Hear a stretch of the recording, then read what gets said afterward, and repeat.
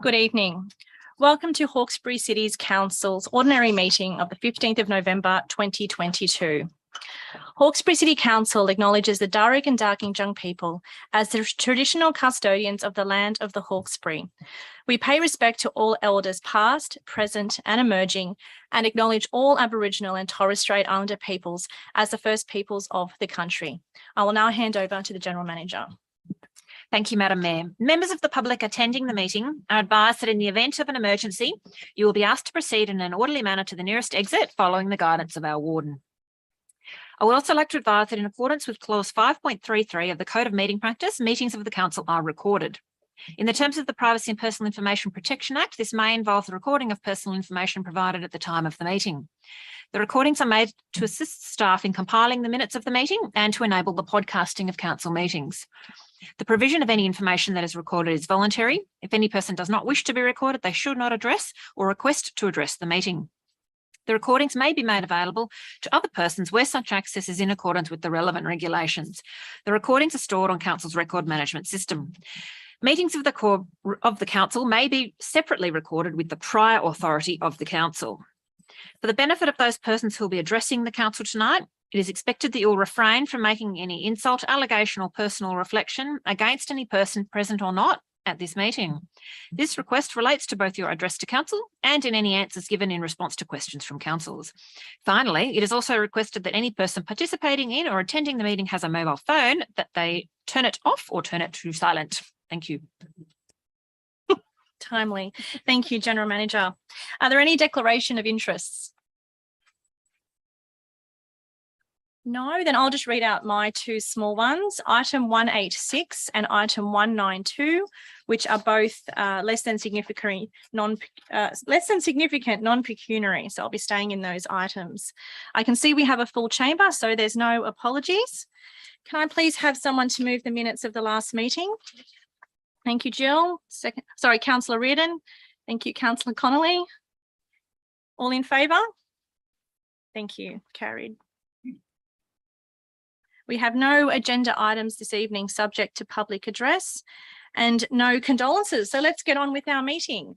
The first item is item 197, immediate flood mitigation, flood recovery and flood resilience in the Hawkesbury.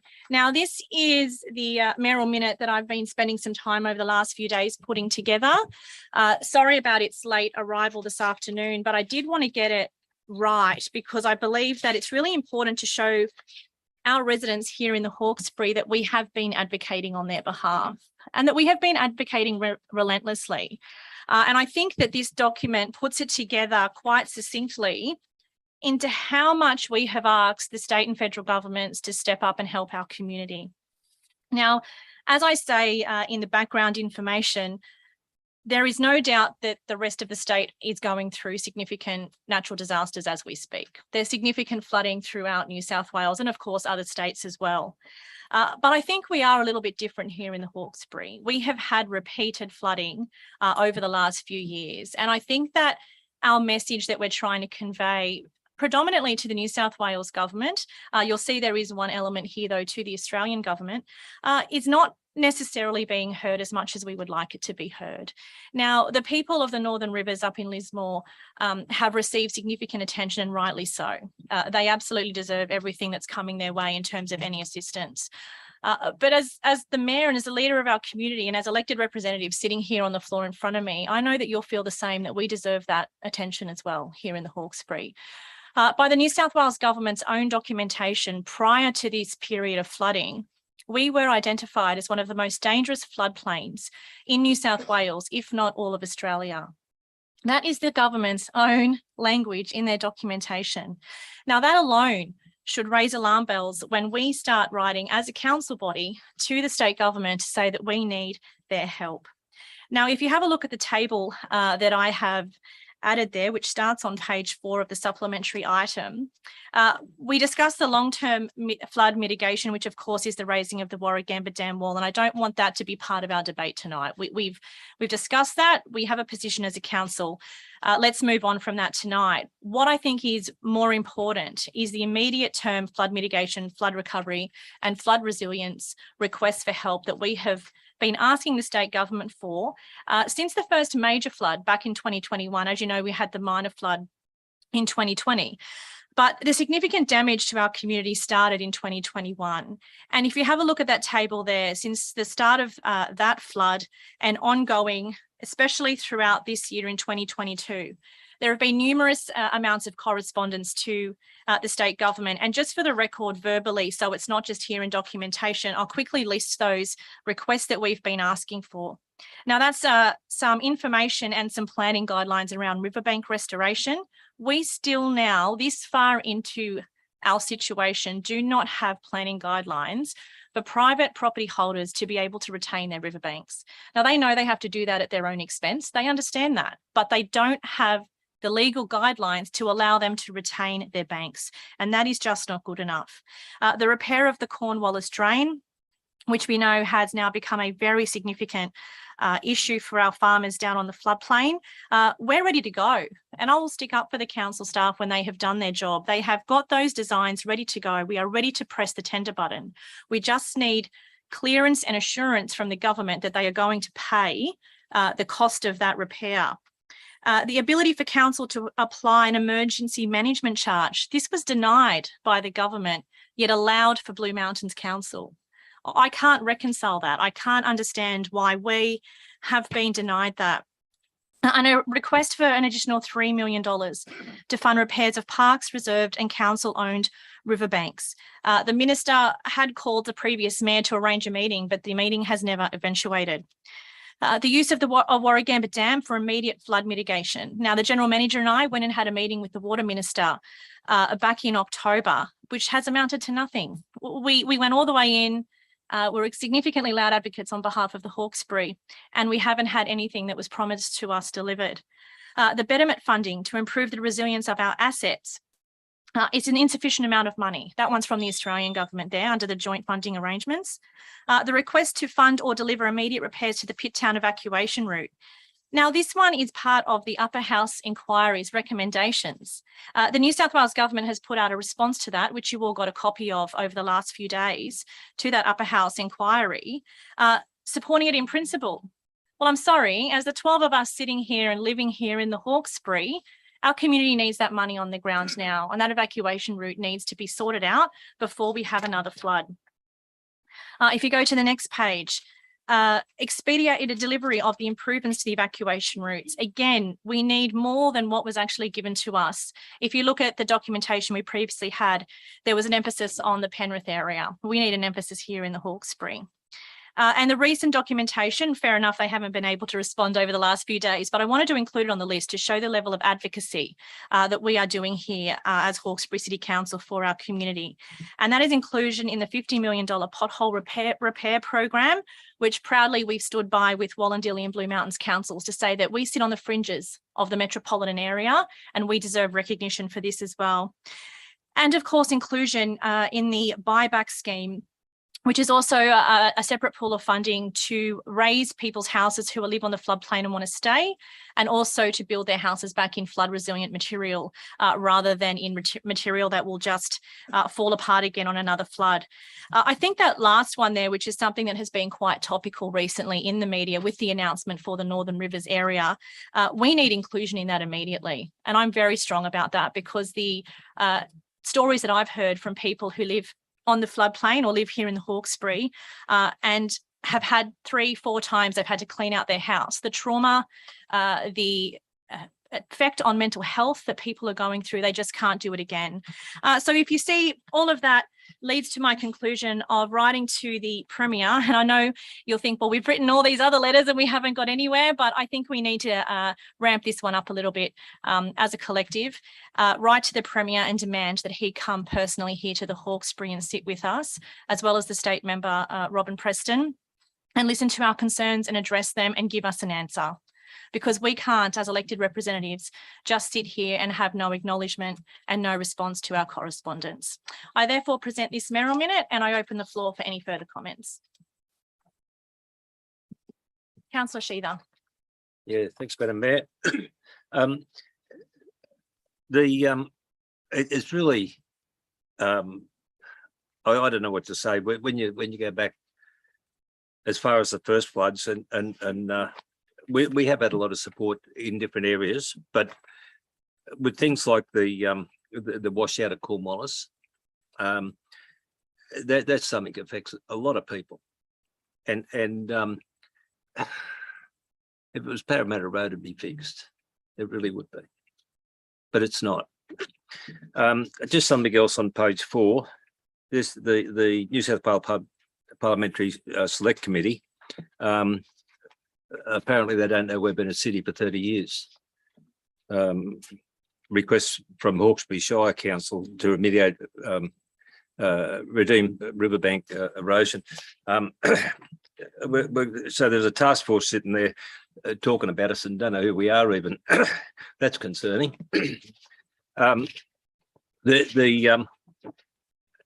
Some of the other things, we missed out on in November at the conference. There was a announcement of $50 million for pothole program, which I straight away rang our director about. I need to find out that we weren't one of the councils, and there were restrictive councils involved with that. And when I heard that, I was somewhat surprised. As you indicated, there's a lot of other councils that are in similar situations. I don't know that any of them had 6 floods. I think we're probably on top of the list there, and things like potholes we miss out on. I think the Premier, he was our member in the past. He's fully aware of what our city's like. He wasn't here during the floods. He was here in a drought. But I think that it is important for him to come up and be reminded that he was our member for some time, and that these things that you've addressed here need responses. Probably all of them aren't going to go our way, but we need to know whether they are or not, and that's important. The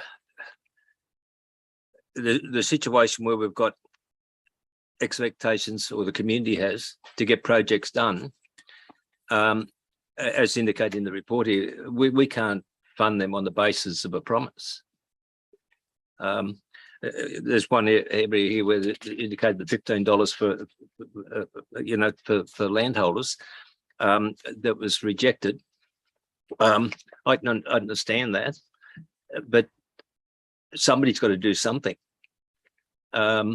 I don't know that people would object to that to fix up some of the problems that we do have. But yeah, Madam Mayor, it's frustrating and concerning. But I'd only support your motion and hope that our Premier takes notice and takes up the offer. Thank you, Councillor. Anyone else wish to speak? Councillor Lyons-Bucket. Thank you, Madam Mayor. Thank you for going through it. I hadn't read it all. I only got it when I got here. I'm happy to support it. However, I really wish we could do something stronger. I actually think that all 12 of us should actually just appear down there. I really do. I think writing is futile.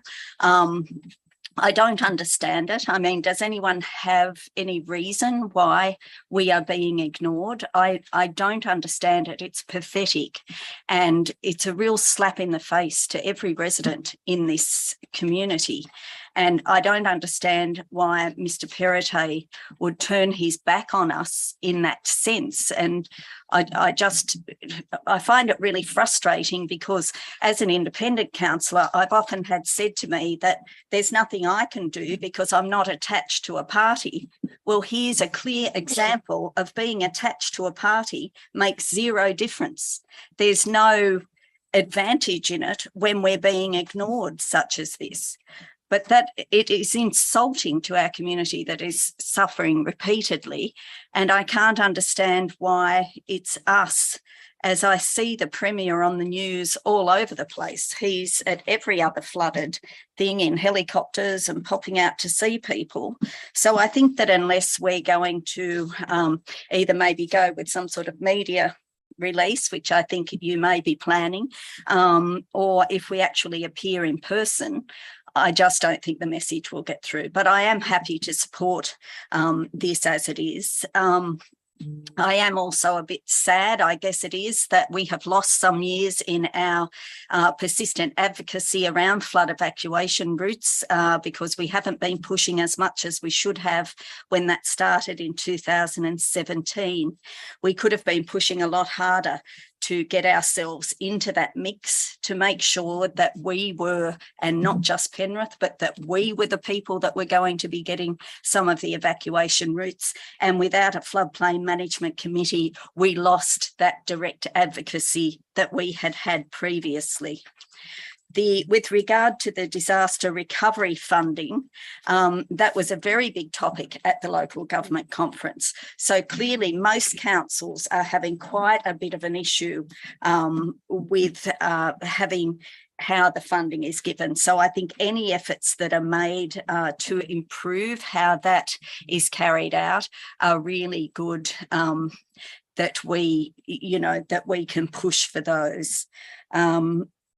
I think a lot of this has been letter writing, and I just think it's totally unacceptable if we don't get a response from government about particular issues. I mean, as a council, we have to be careful that we always respond to people, and to have another level of government essentially ignore a community in crisis is extremely disturbing. So I fully support your efforts. I thank you and the staff for the efforts you've already made, and I hope that we can do something a little bit stronger than just write to Mr. Perrottet, but maybe he's watching tonight, and if he is, we can all give him a call out and ask him to do his job and come out and see this suffering community. Thank you. Thank you, Councillor Lyons-Bucket. You have touched on which we have discussed loosely as a group, just for the public's knowledge, which is if we do pass this tonight, I intend to take this to the media and put the pressure on to demand his presence here and continue that advocacy as well. I think this is more the formal way to say, here's an invitation to you. We're actually inviting you to our community. Come along, and these are the reasons why. And then we'll add that media focus as well. Any other councillors wish to speak? Yes, please. Oh, thank you, Councillor Weigel. Yeah, I agree with the sentiments of my colleagues and also the motion. So thank you, Madam Mayor. I'm overwhelmingly frustrated by the inertia and the difficulties giving council to get on with the job with fixing the flood issues. One point that Councillor Schuster raised was Cornwallis wasn't in the funding plan, and it's going to be a $40 million fix, if not more, and we're still looking at it. And I believe there was water that got into the lowlands when they released some water the other day. At least that's one of the residents told me anyway. Yeah, I'm being a little bit measured on this, because if I was in a different area or a different forum, I'd be using a bit more adjective. But considering we're supposed to be professional, I'll keep it that way. But we just need it fixed, okay? It will take money and resources to do it. We've spoken about Lismore and Grant You. They've got housing issues up there. And that was raised, I think Councillor Lyons-Bucket raised about the housing issue, and there's a lot of people who haven't found housing up there. And that's a priority as well. But I'm just saying our LGA with 6 floods is absolutely paramount that we get it fixed, and we get it fixed now. So I really don't care what political party the Premier is, because you know where I lie. It's all about the community and getting it done. So I'll be supporting the motion. Thanks. Thank you, Councillor. You do make a valid point there that, we have 5 political parties represented in this chamber, plus a suite of independents. And I think that an issue like this is well beyond party lines, and it's about the community. And we have to remember, first and foremost, we are the grassroots level of government, and that's who we represent. Any other speakers? Oh, yes, Councillor Dogramachi. I just have to be different and straight to the point. Good luck to you. I will support But again, you're wasting your time. We are wasting our time. They'll just listen, take a few notes, and that's it. Good luck. Thank you. Thank you, councillor. As I said, I think this is the first formal step to invite him. And then I think we escalate from there if we're not getting a response. So I appreciate your comments. Any other councillors? Councillor Wheeler. Thanks. This would, as Councillor Lyons-Bucket said, this was a key topic of conversation, as you would expect at the local government conference. You could sort of divide the room by disaster affected councils and not disaster affected councils, and the not disaster affected councils are focusing on nice things. You know, they're putting in new equipment in their parks, they're running festivals, they're supporting small business, they're making positive changes that are really good for their community. And those of us who are disaster affected are sitting around wondering how we're going to keep things running and how we're going to put band-aids on the gaping wounds that we've got left in our communities. The state government failing to step up is now creating haves and have-not councils across New South Wales, and we are rapidly falling further and further into the group of have-nots. And quite frankly, there was nothing that I saw from any of the representatives of the state government or members of the opposition to show that they got it. They really didn't get it. So we had the usual session with various ministers, and I think we had the regional roads minister. Now, I asked him directly what he would do to help us. He got a big clap from all the regional councils when he announced his big pothole spend, and I'm sure that shored up those seats nicely. You know, he's pork barreled them beautifully coming into the March election. But when I stood up and said, how will you help us? Because we simply don't have the capacity, we don't have the workers, we don't have the materials, and we don't have the money to fix the problems that we are left with. All I got was blah, blah. Blah, blah partnership, traineeships, blah, blah potholes in regional areas, $50 million, blah, blah. And then he finished by saying, but you're not a regional council. You're not my problem. You're not my problem. This is the party that this state seat has been loyal to for 7 decades. And a member of that government sat in front of me and 200 other councillors and said, you are not my problem. I hope people think about that when they come into the March election next year, because that's the attitude of the state government. So unless we sit down and we point out all these problems to them loudly and frequently until the next election, we are going to remain not their problem because it suits them. What they've done is foisted this cost back onto our community. Not all of the community, because not all of our community is flood affected. Some of us are inconvenienced. We can't get to work for a week. We can't go to the shops. Businesses lose money, but we have some homeowners who are so heavily impacted that they can no longer live in their houses. Now, that has created great sympathy in Lismore, as it should, and in parts of Mullumbimby, and we're about to see that across large swathes of New South Wales, including Forbes, which has copped it again today. But here we have people who are affected to the same extent. Just because our whole community hasn't been underwater for a week doesn't mean that our community isn't hurting, and they need to hear us. I think they're just hoping that we'll go away. I think we've lost traction by focusing on the dam wall. When that proposal was resurrected some years ago, I can clearly recall saying that the state government was putting all its eggs in one basket, and lo and behold, here we have it. The basket has been trashed, in fact. What we are seeing are the real and ongoing costs of climate change, which I don't think that we've been prepared for. The state government certainly hasn't been prepared for it. And that's probably a direct result of their fantastic denialism over the last decade. We need buybacks here desperately. We need some help with the riverbank, because the lack of this legislation is just leading to non-compliance, greater environmental damage, and increasing costs to both landowners and council, because we've not been provided with anything useful. The flood evacuation route out of Pitt Town desperately needs reassessment, because it's been used as an access road, not as a as simply as an evacuation route.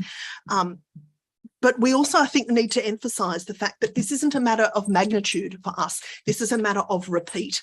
And it's that repeated impact that has caused people to lose confidence now in the place that they live, as well as losing their mental and financial resources that allow them to stay in houses that, to a degree, had some flood resilience previously. That after, for some of them, 4 floods, for some of them 6 floods, they no longer can stay in those places. And those people need to be offered some reasonable means of exiting them with some financial capacity to relocate. That's what we're seeing in Lismore. We urgently need it here.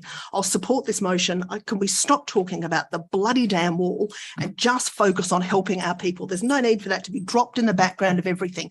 You got your agreement on a casting vote. For God's sake, move on and help this community.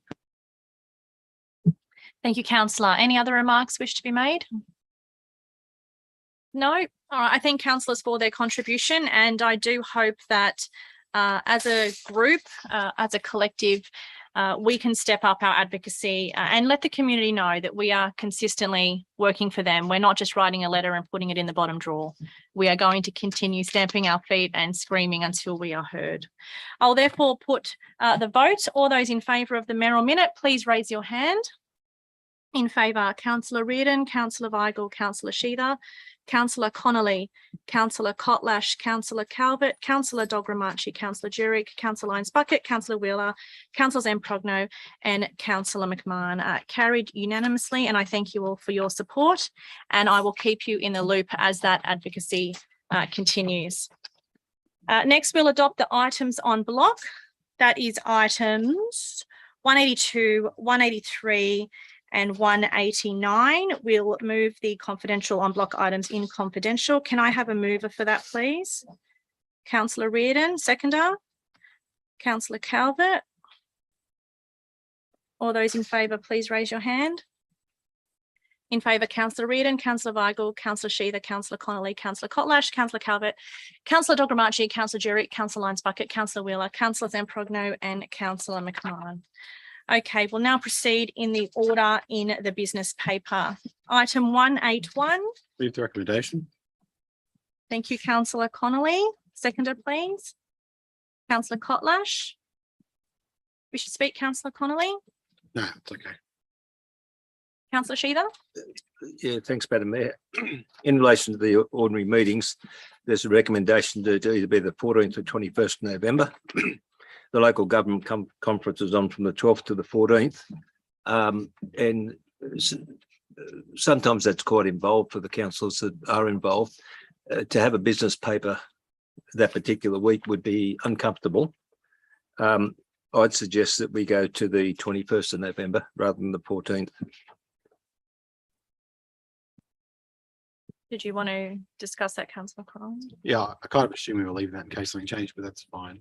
I think yeah, the 21st. I'll just get a staff comment on that.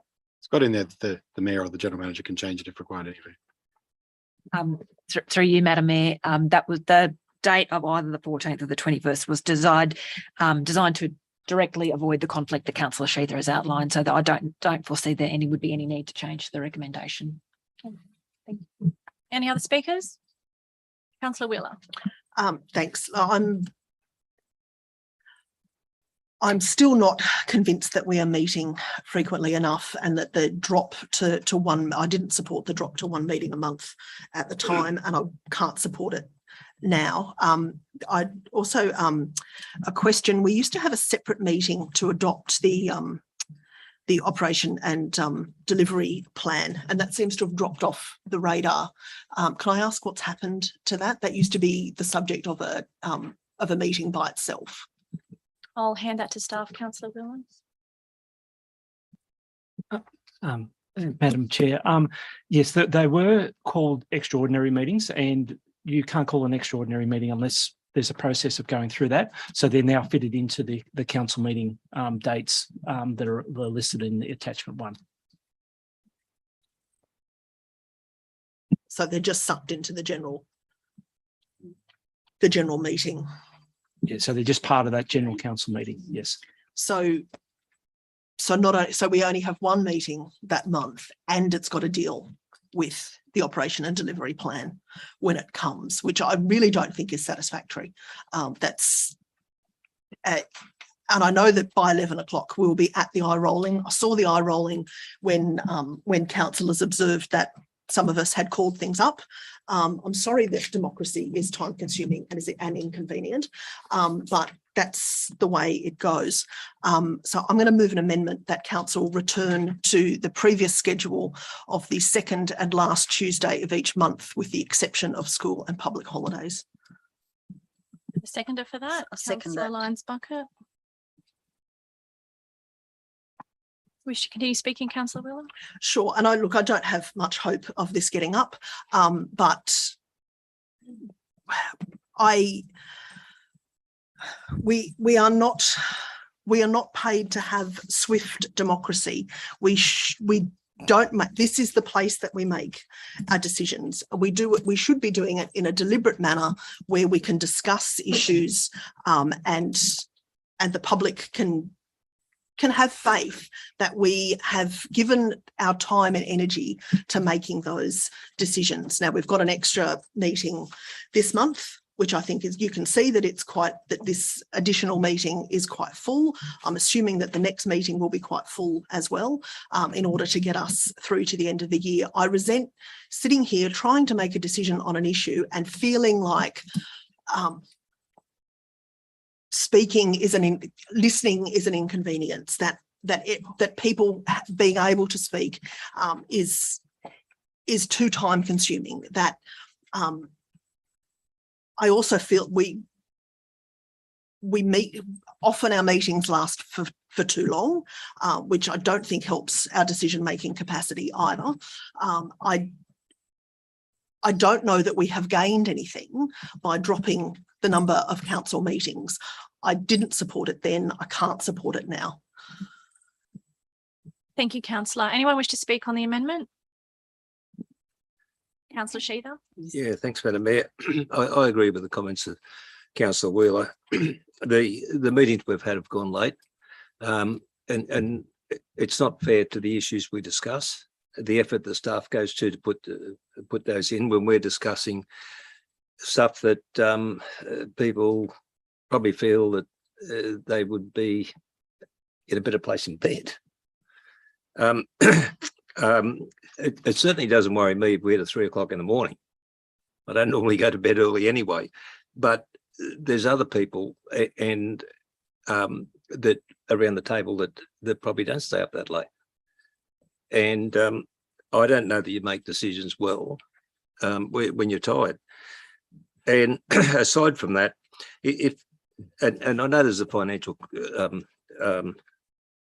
implication with having other meetings, but I think as councils we're obligated to do the best we can. And if it means short meetings and informed meetings, that's good. If it's long meetings and you know they're not discussed well, I think that's unfair to everybody involved, including the councillors sitting around the table. So and the comments that Councillor Wheeler made about our work programs and the likes, they're worthy of a meeting on their own. The requests that we make individually should be discussed and heard by all. And with a meeting like tonight and having those sort of things involved, we've got an LEP and stuff like that we discussed. If it all goes to plan, it might be a short night, but if it doesn't, it impacts on every other thing that comes after it. So, Madam Mayor, I support the amendment, and I think as we've got obligations as councillors to get things right, and I don't know that 11, 12, 1 o'clock meetings you're going to get that right. Thank you, Councillor. Anyone else wish to speak on the amendment? Councillor Dogramachi. I also support Councillor Wheeler. We have tried. To me, personally, it didn't work. I had to go out and see as many people as possible. And I have piles and piles. Like I said, we have tried once a month. It did not work. To me, at least, it did not work. So I fully support Councillor Wheeler to have twice a month. Thank you. Thank you, Councillor Lyons Bucket. Thank you, Madam Mayor. I also support this amendment. I think that, as Councillor Sheether said, I would rather have two shorter, smaller meetings a month than to be here very late. Being here late was a criticism of when we still had 2 meetings a month. But we did, since we've had one meeting, we've had one very late meeting, and that's very unfair on our staff when they have to drive home after a very late meeting. I think there's an assumption that we'll have something every Tuesday anyway, so we could always do something after a short meeting. We could also gather and have our councillor discussions, or we could always look at something. There's a lot that we need to be doing. There's a lot that we need to be discussing, and we could also, you know, we could always move into an impromptu state of bringing up something that we could discuss if we had an early night, which I think would be very beneficial, so that we increase the dialogue. And that I do agree with Councillor Wheeler that this is the place we make the decision, and this is where we should be telling the community why we're voting for what we're voting for. We shouldn't come here just to tick things off and have everything rush through, because we're elected by the people and they should see why we're voting what we're voting for. And I think that going back to 2 meetings a month gives us that opportunity. We can always cancel it if there's nothing for the agenda. I mean, that wouldn't be a crisis. And I definitely think for the draft operational plan, we know that we've got a lot of things happening. We've got a lot of projects that are coming up. So we're going to have a lot of discussions around that. So I fully support this amendment, and I hope everyone else does as well. And take it from there. Thank you, Councillor. Councillor Zamprogno. Thank you, Madam Mayor. I said at the time, in around March, April, when the Chamber decided to halve the number of Chamber meetings, that was a bad idea, that it failed the pub test, that the community had a clear expectation that we earn our keep, and that there was clearly enough business before Council to justify 2 meetings a month.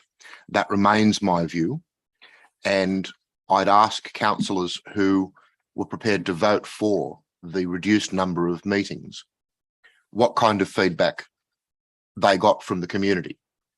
I would be extremely surprised if any member of the community bowled up to a councillor at a public event and said, good on you for halving the number of meetings that you hold. That's exactly what we expected. I think that we made a mistake, and this evening we have an opportunity to fix that mistake by scheduling a more reasonable number of meetings for 2023, and I hope the amendment passes.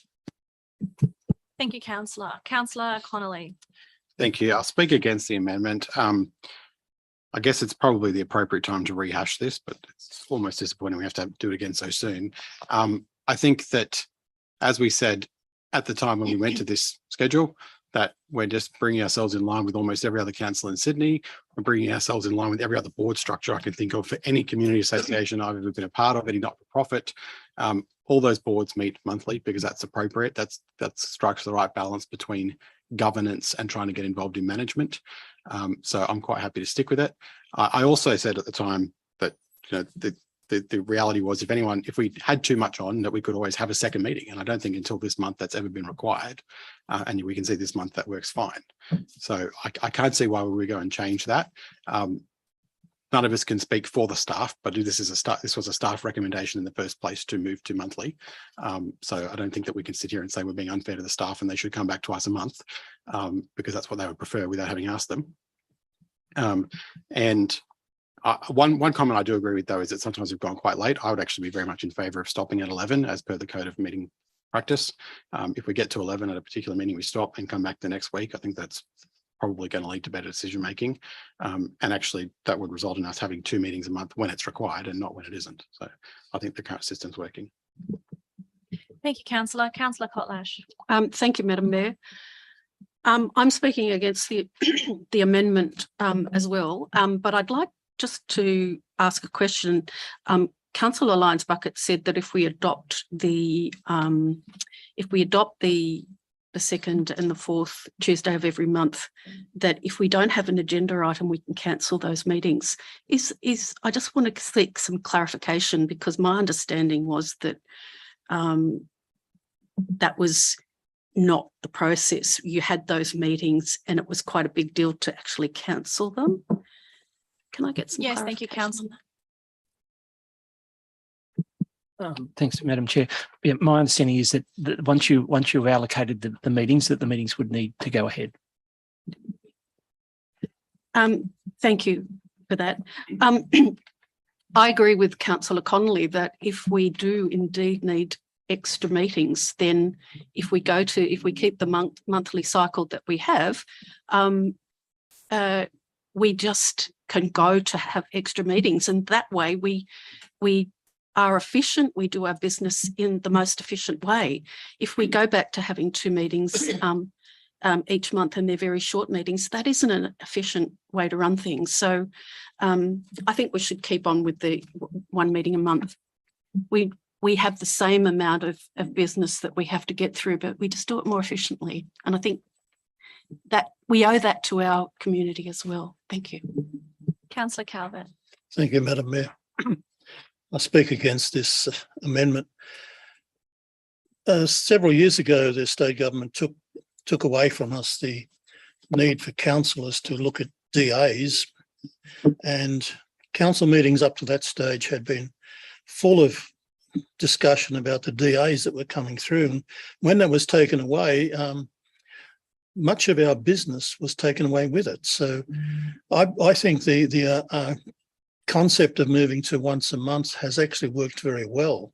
I've heard a few other councillors say that it's failed. I don't see that it's failed. I see that every councillor who wanted to speak has been able to speak. No one has been hurried up. No one's been told to keep quiet. It's all been everyone who wanted to speak could do so. I don't see what the problem is with once a month. And as Councillor Connolly's pointed out, as in this month, if there's more business than we seem to be able to handle in one meeting, we just call another meeting, and that works well as well. So this concept that we failed at this, I think, is totally wrong. I think it's been a great success. Thank you, Councillor Calvert. I'll just speak now for a moment, and I'll be voting against the amendment.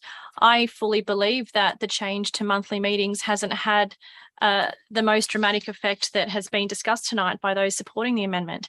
And in fact, as the mayor, my first meeting that I chaired obviously went well into past midnight, and the second one was finished within the hour. You can't say we need meetings because we have a lot of business to deal with, because every single month is different. So you can never say that. So I think that sticking to the monthly meetings is a professional and accepted standard that we do. And if we have more business, we just have another meeting rather than scheduling an additional amount of meetings and then possibly having no business. So I believe that that's the best way to do it, and the best way to not allocate all of our staff time when our staff are right now spending their time in a flood recovery situation rather than preparing an overload of business papers. So I believe we're still getting through our business. And as I said, you can't make this decision based on workload, because every single month is different. And that has been demonstrated very frequently just in the last couple of months. Does anyone else wish to speak on the amendment? Councillor Lyons Bucket? I've just got a question, Madam Sure. Mayor. So is there an assumption that every Tuesday there'll be something on here? So are we to assume that every Tuesday there'll either be a committee meeting or a briefing or a workshop? I do believe that that's the schedule that's intended. The General Manager may wish to confirm the monthly schedule. Through you, Madam Mayor. Yes, certainly that's the intent. So we would be holding 1 ordinary meeting per month, 2 briefings. So be it either a briefing on Zoom or a councillor workshop where we're all face to face. And then I think there was a council resolution that on the 4th, the Tuesday of the month, was now to be the date for committee meetings to be conducted. And then we're also just scheduling in and around that the councillor roundtable sessions as well. Thank you. Thank you. If no one else wishes to speak, I will vote on the amendment. Just double checking my stats here. Yes, so I'll put the amendment to the vote. All those in favour of the amendment which is on the board, please raise your hand. In favour are Councillor Sheether, Councillor Jurek, Councillor Dogramachi, Councillor Lyons-Bucket, Councillor Wheeler and Councillor Zamprogno. All those against the amendment, please raise your hand. Councillor Reardon, Councillor Weigel, Councillor Connolly, Councillor Kotlash, Councillor Calvert and Councillor McMahon. The amendment is lost on the casting vote of the Mayor. The motion on the floor is now the motion as per the business paper. Was there any further discussion? Councillor Zamprogno. Yes, I just wanted to take this small opportunity to just point out that Councillor Connolly said that by meeting monthly, we simply bring ourselves into line with best practice or with other councils. But it was also the case that other councils, including our near neighbour in Hillshire Council, have reported for years on their individual attendance at meetings, at committees, at workshops, and in relation to expenses. And that was regarded as best practice. And there was a majority that voted against that initiative in this chamber as well. So it depends on, you know, which kind of best practice the councillor wishes to endorse at any particular moment. Thank you. Thank you, Councillor. Any other speakers for the motion? Councillor Wheeler, you have spoken on it previously. No, I've spoken on the amendment. Oh, you spoke briefly before you then put the amendment, but that's fine, yes. So look, and this is unsurprising, but disappointing regardless, because Councillor Zamprogno is right. It doesn't meet with the expectations of the community. It doesn't bring us in line with councils across New South Wales. Many of the councils who meet monthly have delegated their work to committees of the whole council that act to deal with particular areas of interest for their second meeting of the month. And it may not be said out loud because that would go against the code of meeting practice, but there is certainly pressure in here when councillors speak, and there are remarks made under people's breath. There is eye rolling, and there is general grumbling. I've heard it from the community.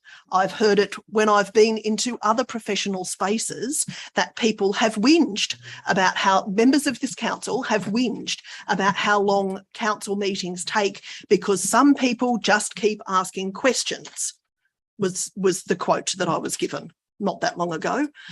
So there is pressure on councillors to be silent in these meetings. Don't kid yourselves about that. I will make the comment that efficiency is not the same as effectiveness. A fast meeting that does away with democracy or that doesn't allow open debate because of the time pressures is not a good, open, effective meeting. And it's certainly not a democratic meeting. We have great lists of outstanding tasks that we could get on with as a council. And I note that that an 11 p.m. finishing time is preferred. I'm a bit of a night owl, so I can function past 11 o'clock. But if that's the standard, I'm happy to adhere to it, and I'm happy to come back next week. Thank you, Councillor. Anyone else wishing to speak? Right of reply, Councillor Connolly. Thank you. Look, I just want to say that I found your address, Councillor Zamprogno, very useful, and thank you for giving it to us. In regards to the other points raised, I certainly from my perspective, I don't think there's ever been any pressure on anyone to stop talking. There's certainly been frustration around the chamber when we do spend 20 minutes, half an hour agreeing with each other and the vote is unanimous, and it was just a really good opportunity to have a chat, and that's where effectiveness. That's where efficiency would have been more effective in that situation, that if we were all going to agree, if we all knew what we were doing, we actually don't need to all sit around and talk about how much we agree with each other for the best part of an hour. We could just get on and do it. And that's sometimes where the frustration comes from. Like the Deputy Mayor said, the code of meeting practice does not allow anyone to not have the chance to debate fully, as was suggested. It's just not possible. Sorry, that's a good point when you're interrupted to say that it does. It would if someone moved to say we should stop debate, but that doesn't happen. We haven't had that happen. I don't know if we've had it happen this term of council. I don't think we have. Pardon? Or if the motion is put, if someone When was votes that? the motion put. Well, When? we've had it, you've done it a couple of I times. said in this term. It's January, okay. maybe not, No, but yeah, okay. in the previous. term. Perhaps, like, for example, right now, I'm not feeling too much pressure to be quiet, but I'm being interrupted and not even correct. So you're not listening or engaging in debate, are you? Because I said it hasn't happened in this term and you're interrupted to tell me that it has. And then I asked you when and you said, oh, maybe not. Like I said, I don't recall that, but if it's happened very rarely, and it's been the democratic will of the chamber. And there's a distinct lack of respect very often from you, Councillor Wheeler, and I find it really disturbing. Point of order, Madam Mayor. What was your point of order? Comments are to be directed through the chair, not directly, particularly insults across the chamber. Thank you, Councillor Wheeler. We'll take that on board for next time, Councillor Connolly. Yes, next time I've got something to say like that, I'll make sure I direct it through you. But I will point out it's not an insult. I said there's a distinct lack of respect, and that's just the case. Thank you, Councillor Connolly. I do believe there are two standards and we should try and all get to one standard. I'll put that to the vote. The motion, is as per the business paper. All those in favour, please raise your hand. In favour are Councillor Reardon, Councillor Weigel, Councillor Sheether, Councillor, I've got to tick my boxes here. Councillor Connolly, Councillor Kotlash, Councillor Calvert and Councillor McMahon. All those against? Councillor Dogramachi, Councillor Jurek, Councillor Lyons Bucket, Councillor Wheeler and Councillor Zamprogno. The motion is carried. The next item is item 184. Oh, sorry. Yes, 184, because the next two items were on block. The September 2022 quarterly budget review statement. Do I have someone to move the motion, please? Councillor Connolly. Seconder, please. Councillor Weigel. Councillor Connolly, you wish to speak? No, that's okay. Any other councillor wish to speak? Councillor Sheether. Yeah, just a question I'd like clarified, Madam Mayor. During our briefing, we spoke about allocation of funds to fix up our roads, and I think from memory, I just can't see it here at the moment. I don't know whether it's in this. It was $450,000 or something along those lines. Sorry.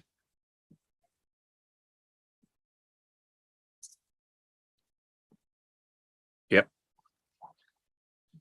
$402,000. That concerned me a bit. And it was indicated to us that there could be more funds made available. But when I looked at the road program and the work we've got to do, there's been 300,000 allocated for Sackville Road, similar for Grano Farm Road. I'm guessing there's probably half a K. 402,000 might do a kilometre, and we've got thousands of and hundreds of miles of roads. It's bad. I just wonder how we're going to fix that with $402,000 and the sort of funds that's likely to be required to fix up in reasonable time the devastation to our roads. Could it be clarified how we might go about that and how we might pay for it? Thank you, Councillor Sheether. I will ask the Director of Infrastructure to answer your question. Thank you, through you, Madam Chair. The 402,000, pardon me, the 402,000 is for additional maintenance as opposed to rehabilitation. So some temporary fixes aimed to try and take us beyond, for some of those roads, beyond the current market conditions, which are seeing it a very significant challenge to get materials, labour and other supplies. They're not intended to be permanent 20-year repairs. And it's to essentially to facilitate, I suppose, advanced pothole patching, if you will, to get us beyond, as I said, this hump. In terms of the job ahead of us, that's going to require more time. We're undertaking a condition audit of our roads at the moment, procuring that service. That's going to be the basis of our future transport asset management plan, which will essentially set out the work ahead of us over the next 10 years to not only undertake the immediate repairs, but then to bring us back to something of a more even keel when it comes to our road asset management, considering both maintenance and operations as well as long-term renewal. Thank you. Councillor Sheether, continue. Yeah, thanks, Madam Mayor. It just concerns me with the amount of work we've got and what's in front of us. And we talk about funding and how that might be likely to happen. We discussed it in your Mayor a minute about a 15% increase to residents because of that event, which has created probably the very thing we're talking about now, a road maintenance program. Within our program, we're proposing to seal Packer Road, and I mentioned that in our briefing too. It really concerns me that where we might be sealing a road that can be well maintained with grading as it has been and is at the moment. I was up it the other day again. When we seal it, and by the time we get around to fixing some of these problems, you can bet your life Packer Road will need that sort of service as well. So, and we're going to be looking for money in the future, and I'm guessing that, well, I won't speak for the other councils, but I certainly speak for myself, that if we go sealing Packer Road, I'm going to get skinned when there's so much degradation to roads around where we're likely, if the products become available and the opportunity for tender and the like steps up, as I hope it does, then we say, well, we haven't got the money to do it. And that's why I asked in the briefing whether or not that money should be set aside for just the purpose of rehabilitation of the roads that are really bad state at the moment. Because with all the things, as the director said, we're not catching up. And it can't go on like this. Something's got to happen to increase our resilience in fixing these roads. And the last thing I want at the end of the day is to say we've got no money. So, and that's why I asked the question. And I would ask another one: if first, when Packer Road is programmed in, I think it's in the fourth quarter. How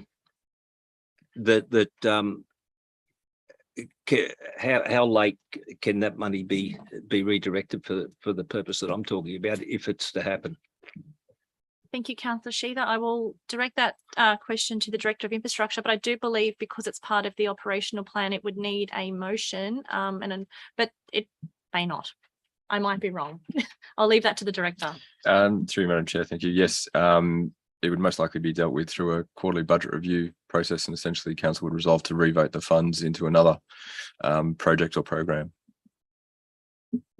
In terms of timing, I'd have to go back and refresh my memory on the timing of Packer Road, but it would have to occur prior to the procurement of materials, labour, etc.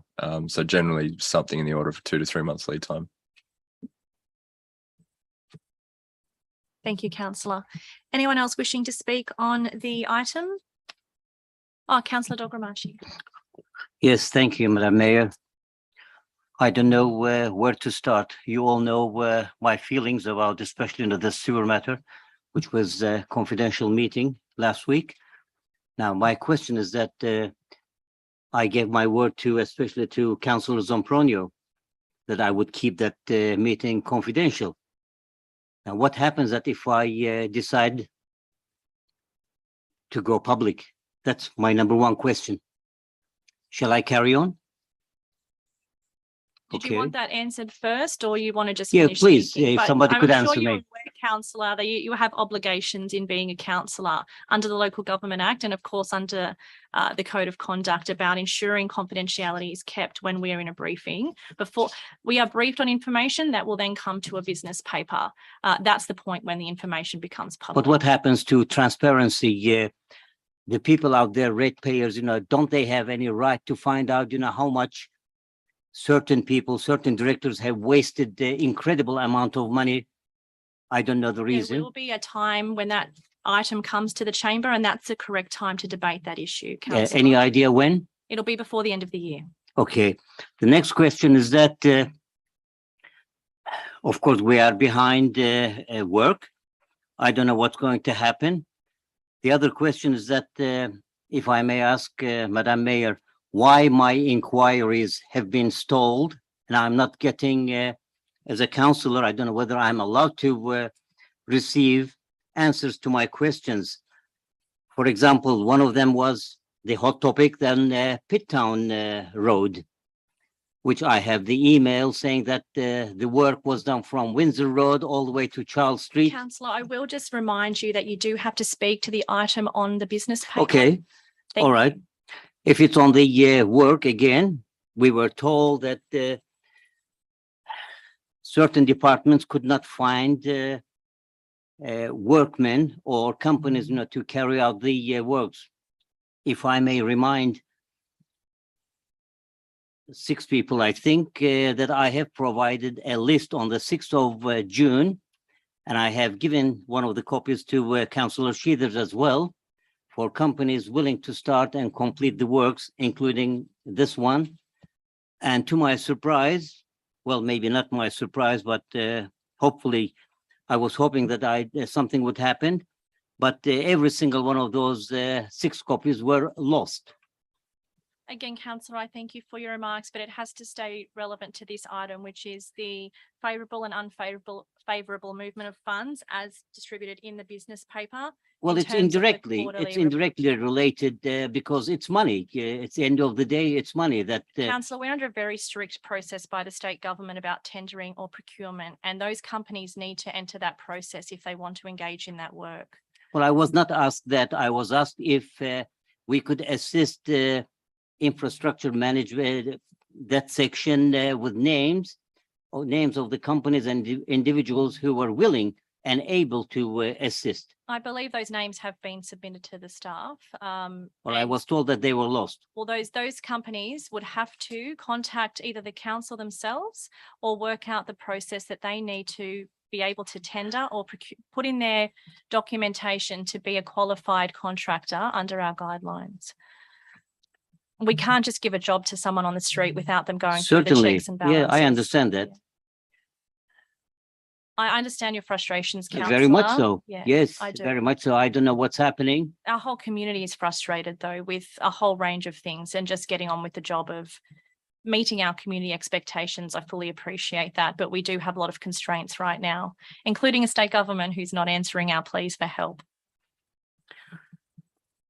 Thank you. Thank you, Councillor. Does anyone else wish to speak? Councillor Lyons Bucket. Thank you, Madam Mayor.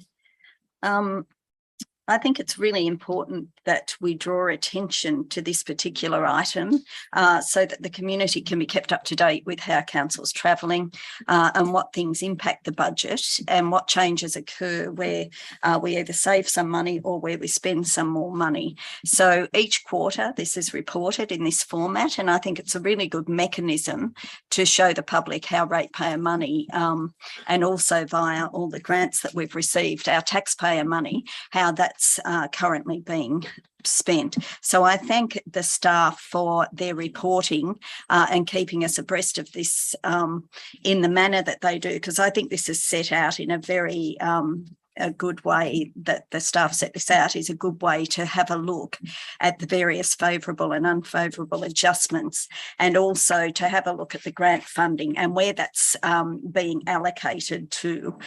There's also other issues around our reserves and so on, and some information about staff numbers.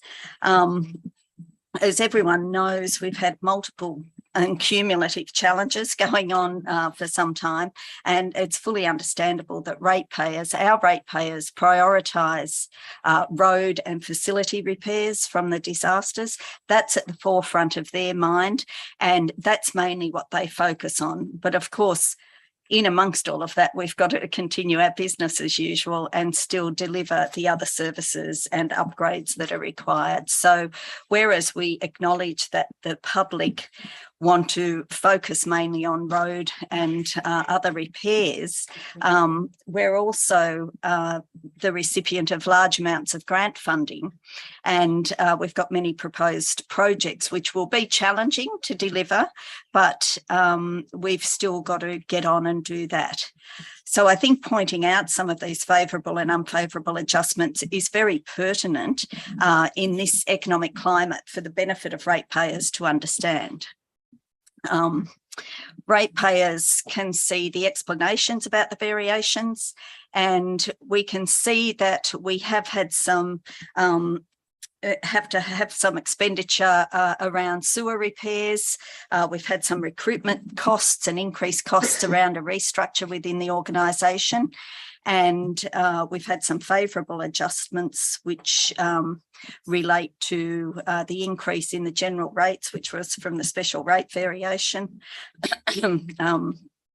And we've also had some unfavourable adjustments around the number of staff that we have now employed. So the number of staff positions has increased by 14.4 full-time employees or equivalents, I think the word is. Some of that's grant funded, but others are at additional expense to the organisation.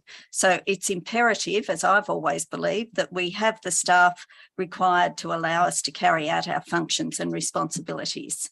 And I'm really pleased to see a shift in the attitude of some councillors within here who, a few years ago, we had some councillors carry on with the most amazing song and dance about the numbers of employees we had.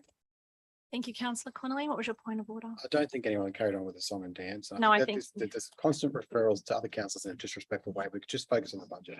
I'm sorry, right, you're Councillor sitting there Connolly. laughing and giggling with Councillor Cotlash, and you just called Councillor Wheeler out for being disrespectful.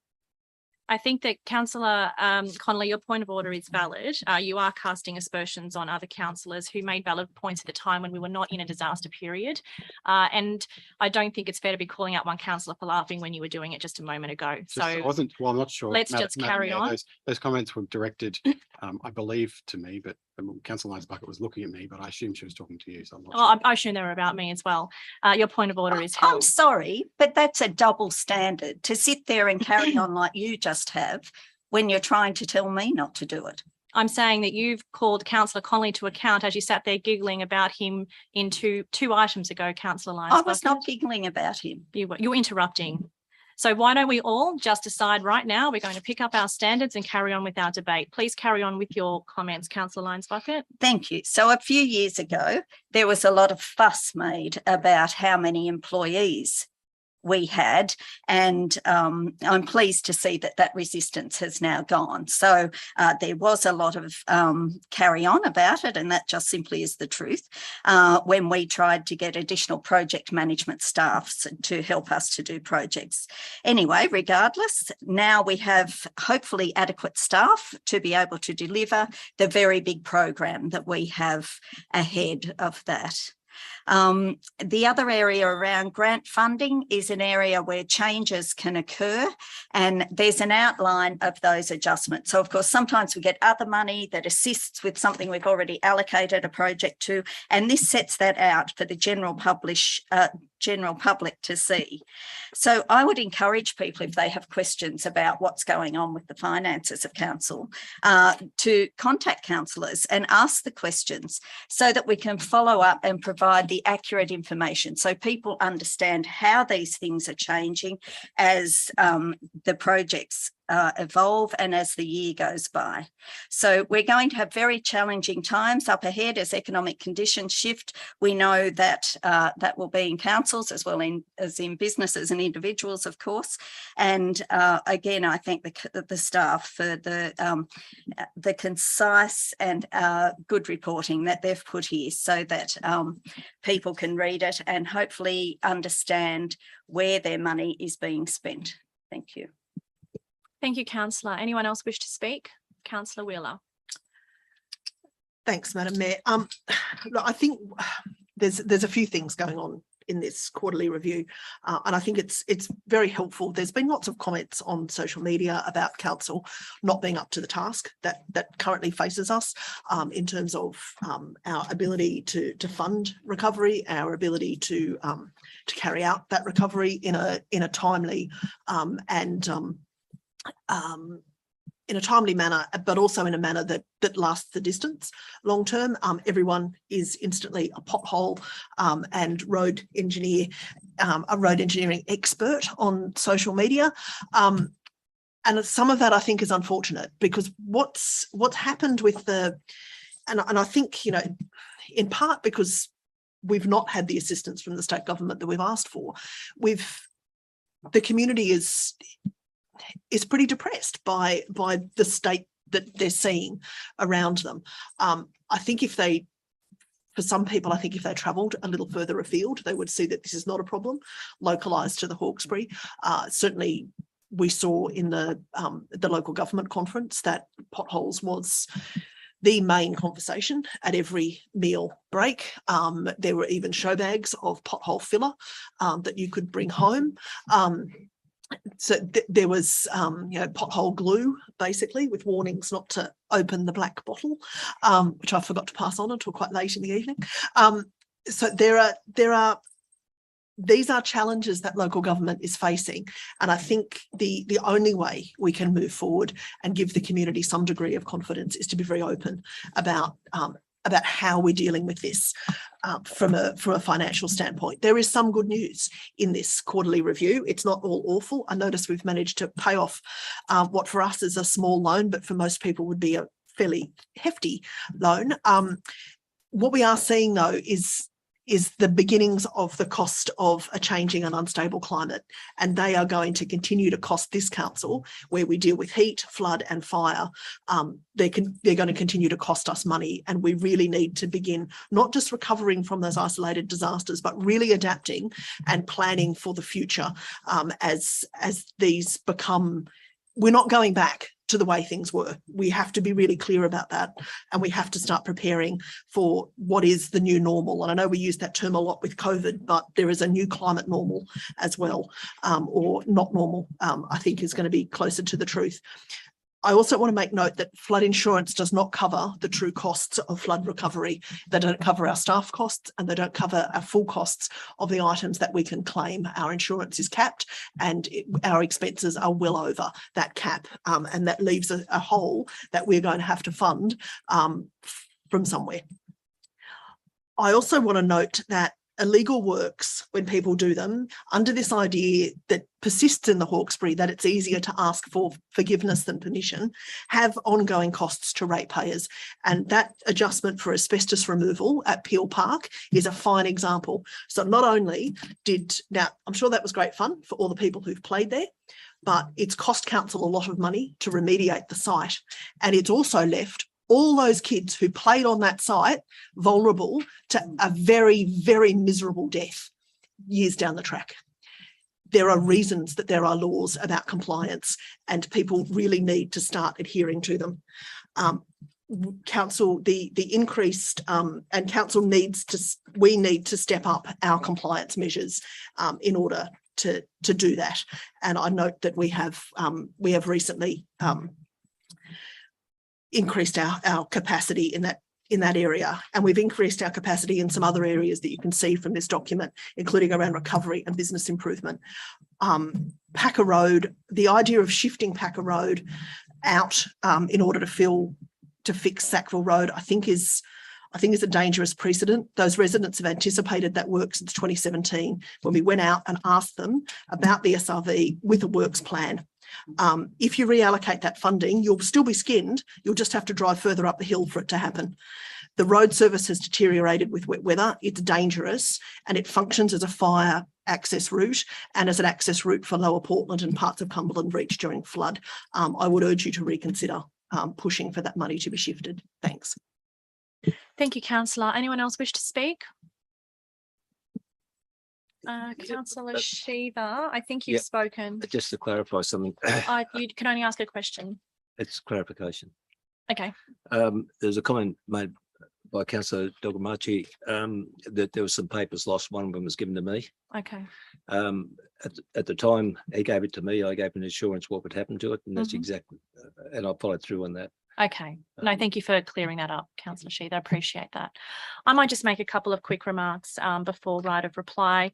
That's just to say that these kind of quarterly budget review statements are essential for our transparency as a council and what's happening with our funding. I think that the community, while I know that we all individually get a bit of heat from people about their expectations around roads and potholes, we have to be quite clear that there are actually council staff employed to do other things than fill potholes, and that's to obtain grants, and that's to mow our lawns, and that's to do all of those sorts of things. So our staff are getting on with the job under exceptional circumstances, and that goes to the very heart of my mayoral minute about what our council staff are dealing with on top of what would be considered their daily duties. And that also therefore comes into make a quick comment about the full-time equivalence. And very publicly in this chamber, I made the point years ago under a former general manager that I did not believe that the staff at that time were adequate. But we must admit now we are in a very different environment. We've said multiple times tonight, 6 floods in around 2.5 years. We're dealing with a very tired and exhausted community and tired and exhausted staff.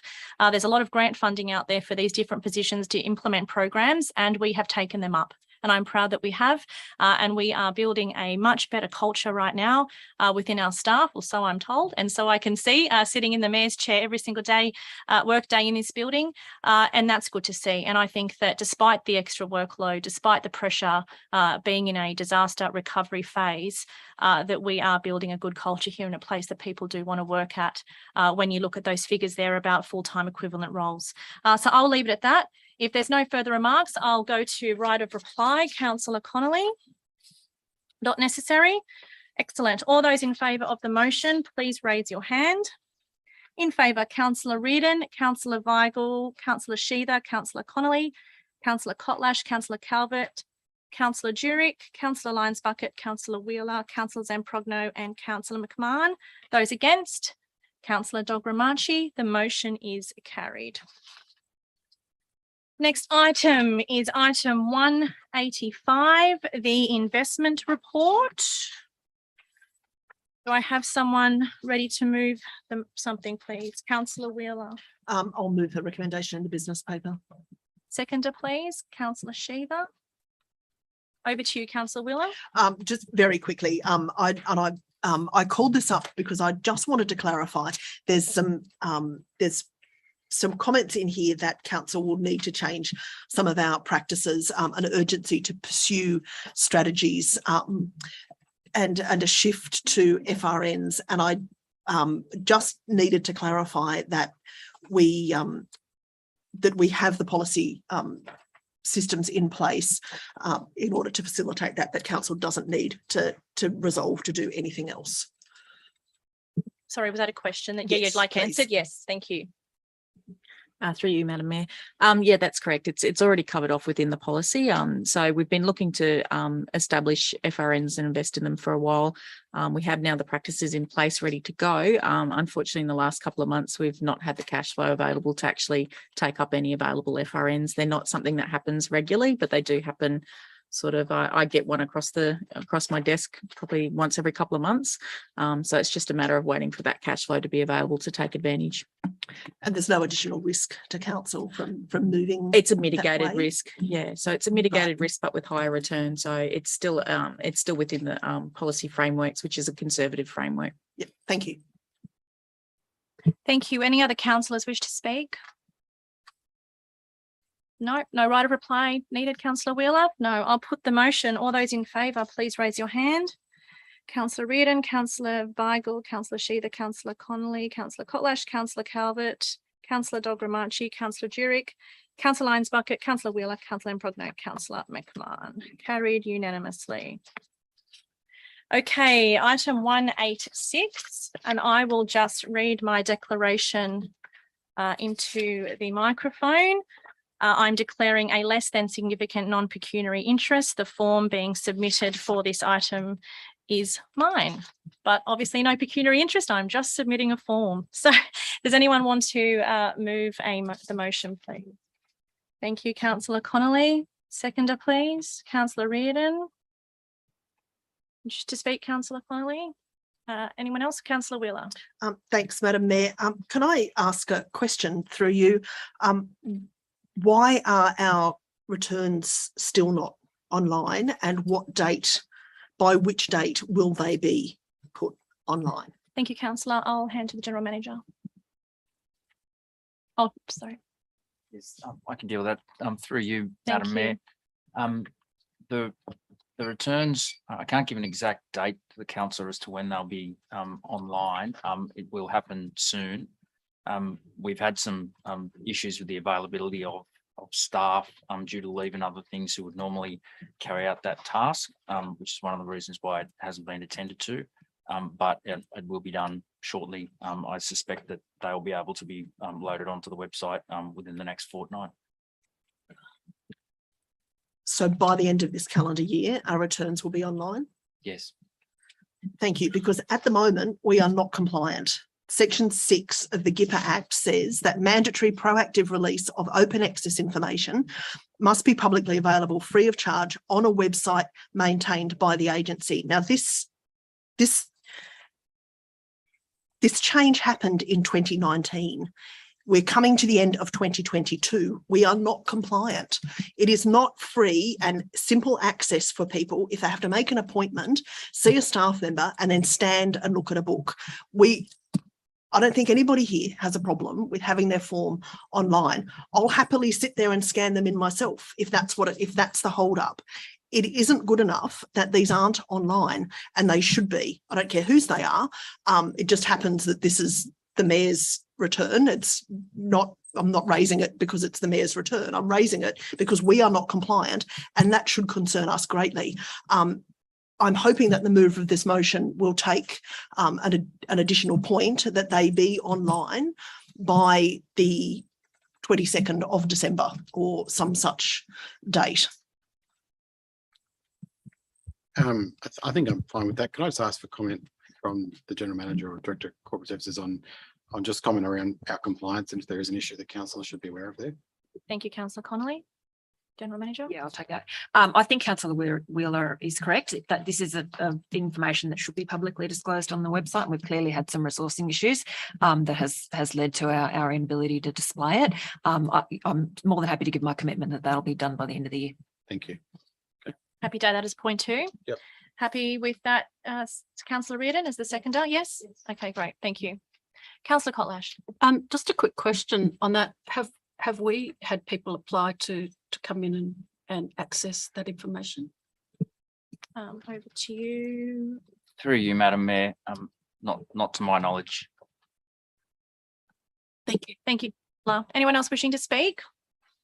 No, I'll put the motion. All those in favour, please raise your hand. Councillor Reardon, Councillor Weigel, Councillor Sheether, Councillor Connolly, Councillor Kotlash, Councillor Calvert, Councillor Jurek, Councillor Lyons Bucket, Councillor Wheeler, Councillor Zemprogna, Councillor McMahon. Those against? Councillor Dogramachi. Declare the motion carried. Okay, item 187, draft naming of roads and places policy. Do I have a mover for that motion, please? Councillor Wheeler, are you moving it? I'll move it, but with a couple of changes. Okay. We might just see those changes before we get a seconder. Sorry, look, I haven't sent them through because I didn't know how to draft it, basically. But the changes are to point 2 of the policy app and 5.2, which is the same wording where it refers to all names. So there's a reference to 5.1 and 1 is that First Nations people will be consulted on names that are First Nations names. It should be the practice of this council to consult with First Nations peoples on all names, because we as white people aren't the best people to be making the decisions as to what First Nations people would like to comment on or have an ability to comment on. All names should be run past them. History has thus far been written by white colonisers. And there's a lovely example in the Hills that I've referred to in this chamber before, where they have a street named after a white man that wouldn't be flagged under our policy. That is enormously problematic to the Aboriginal population there, because he ran a mission where children were systematically abused for decades, and they're having real trouble now renaming that street. So all names need to be run past the relevant First Nations communities.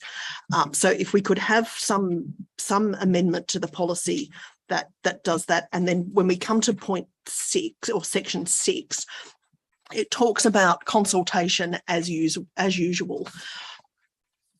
I think we need to move beyond as usual consultation with relevant cultural groups, particularly First Nations groups, to an active consultation model, where we actively go out and say to them, what do you think?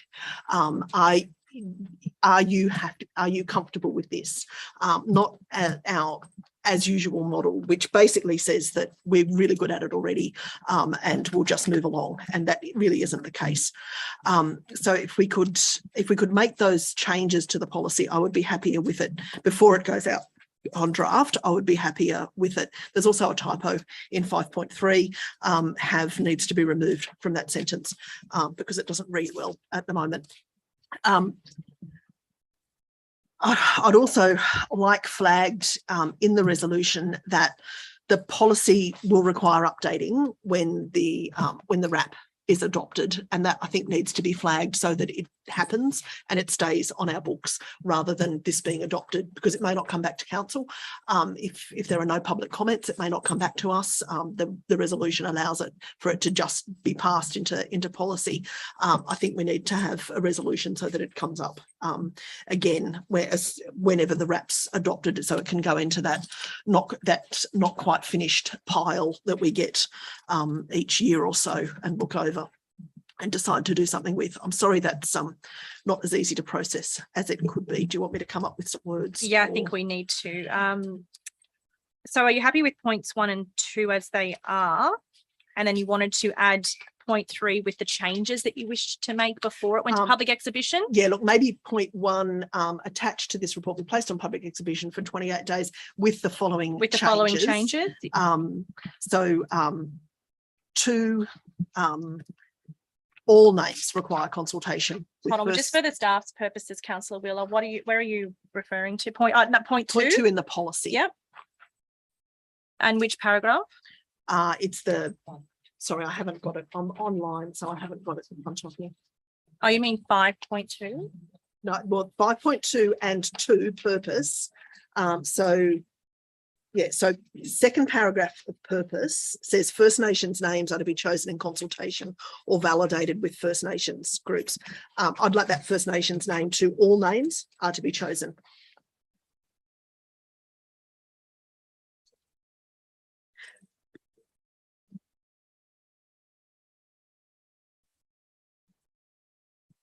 And then the same applies to 5.2.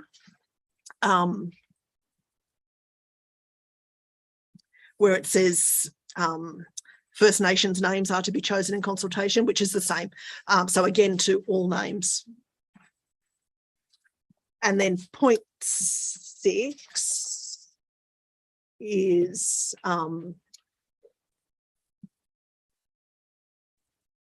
the third paragraph, local Indigenous groups will be consulted on proposed names as part of the usual consultation process. Will be consulted on proposed names using an active consultation model.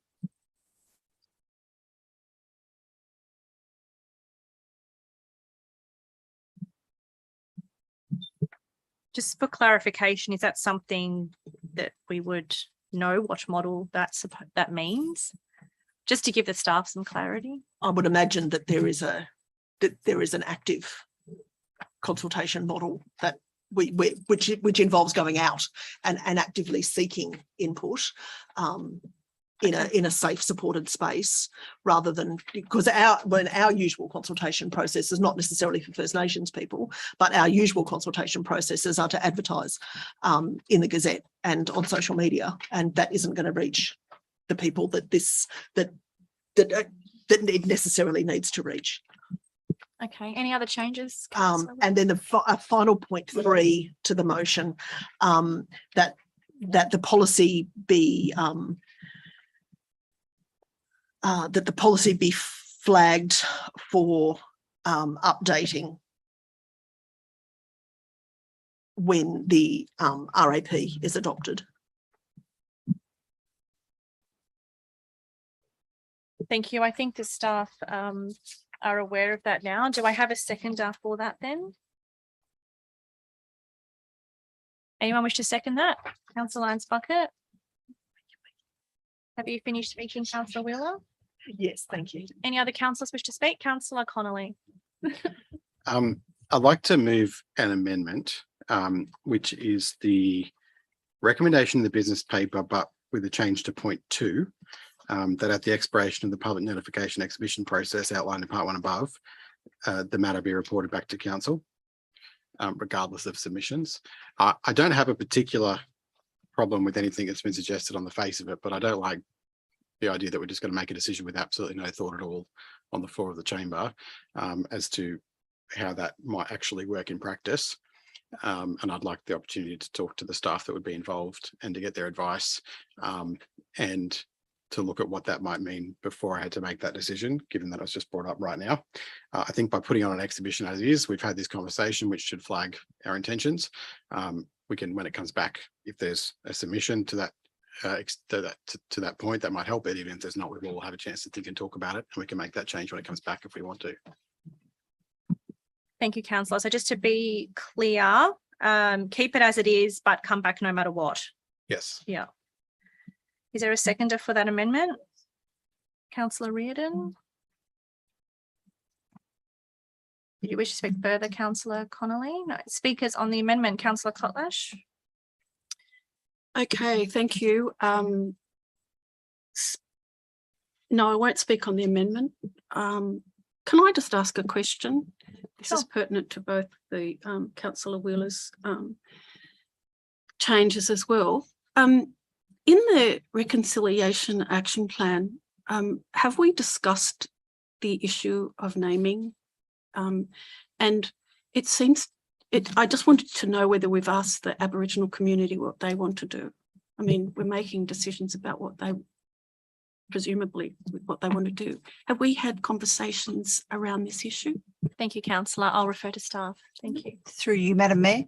The Reconciliation Action Plan Working Group have actually highlighted naming specifically as a draft action.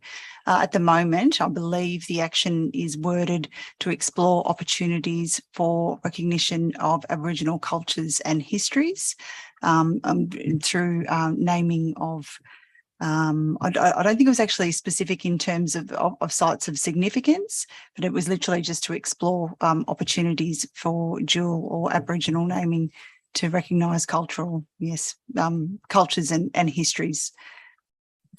A follow-up question, if I may, Madam Mayor.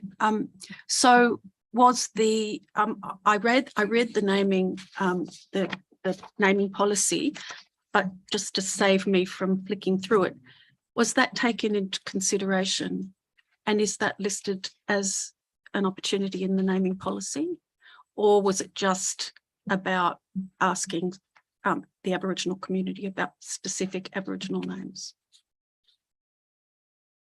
Over to you. Thank you. Through you, Madam Mayor. As I understand it, the Aboriginal community were recognised in there as a key stakeholder for consultation. It wasn't specific only to Aboriginal names, but they are broadly identified as one of the key stakeholders to be consulted with as part of the policy. Thank you. Councillor Kotlash, you wish to continue? Yeah, I'll leave it at that. Does anyone else wish to make a comment on the amendment? Councillor Wheeler. Thanks, Madam Mayor.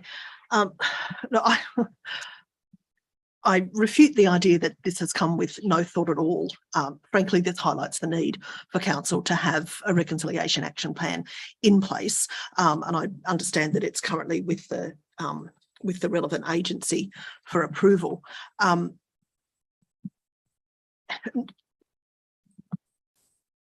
what I'm asking for is for us to do what Councillor Kotlash has just asked whether we're doing. No one's making decisions for First Nations people here.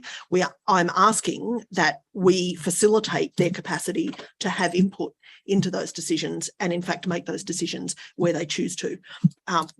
The policy as it is currently written pigeonholes First Nations people to First Nations names and First Nations issues. I'm asking that we expand the process so that when it first goes out to the community, not after it goes on exhibition, which is what the amendment is asking for, put it out on exhibition, tell the First Nations community that we only want their input on First Nations names. And then when they are either not happy about that, we deal with it, or we wait until, or they go, well, good, same old, thanks for coming. And they choose not to participate, because that's what happens when you've been comprehensively demoralised in a society for 200 years. So I can tell you what's going to happen unless someone is really angered by this, it'll probably just stay the way it is. So let's not go out and insult the community. Let's make these changes now. They're the right thing to do.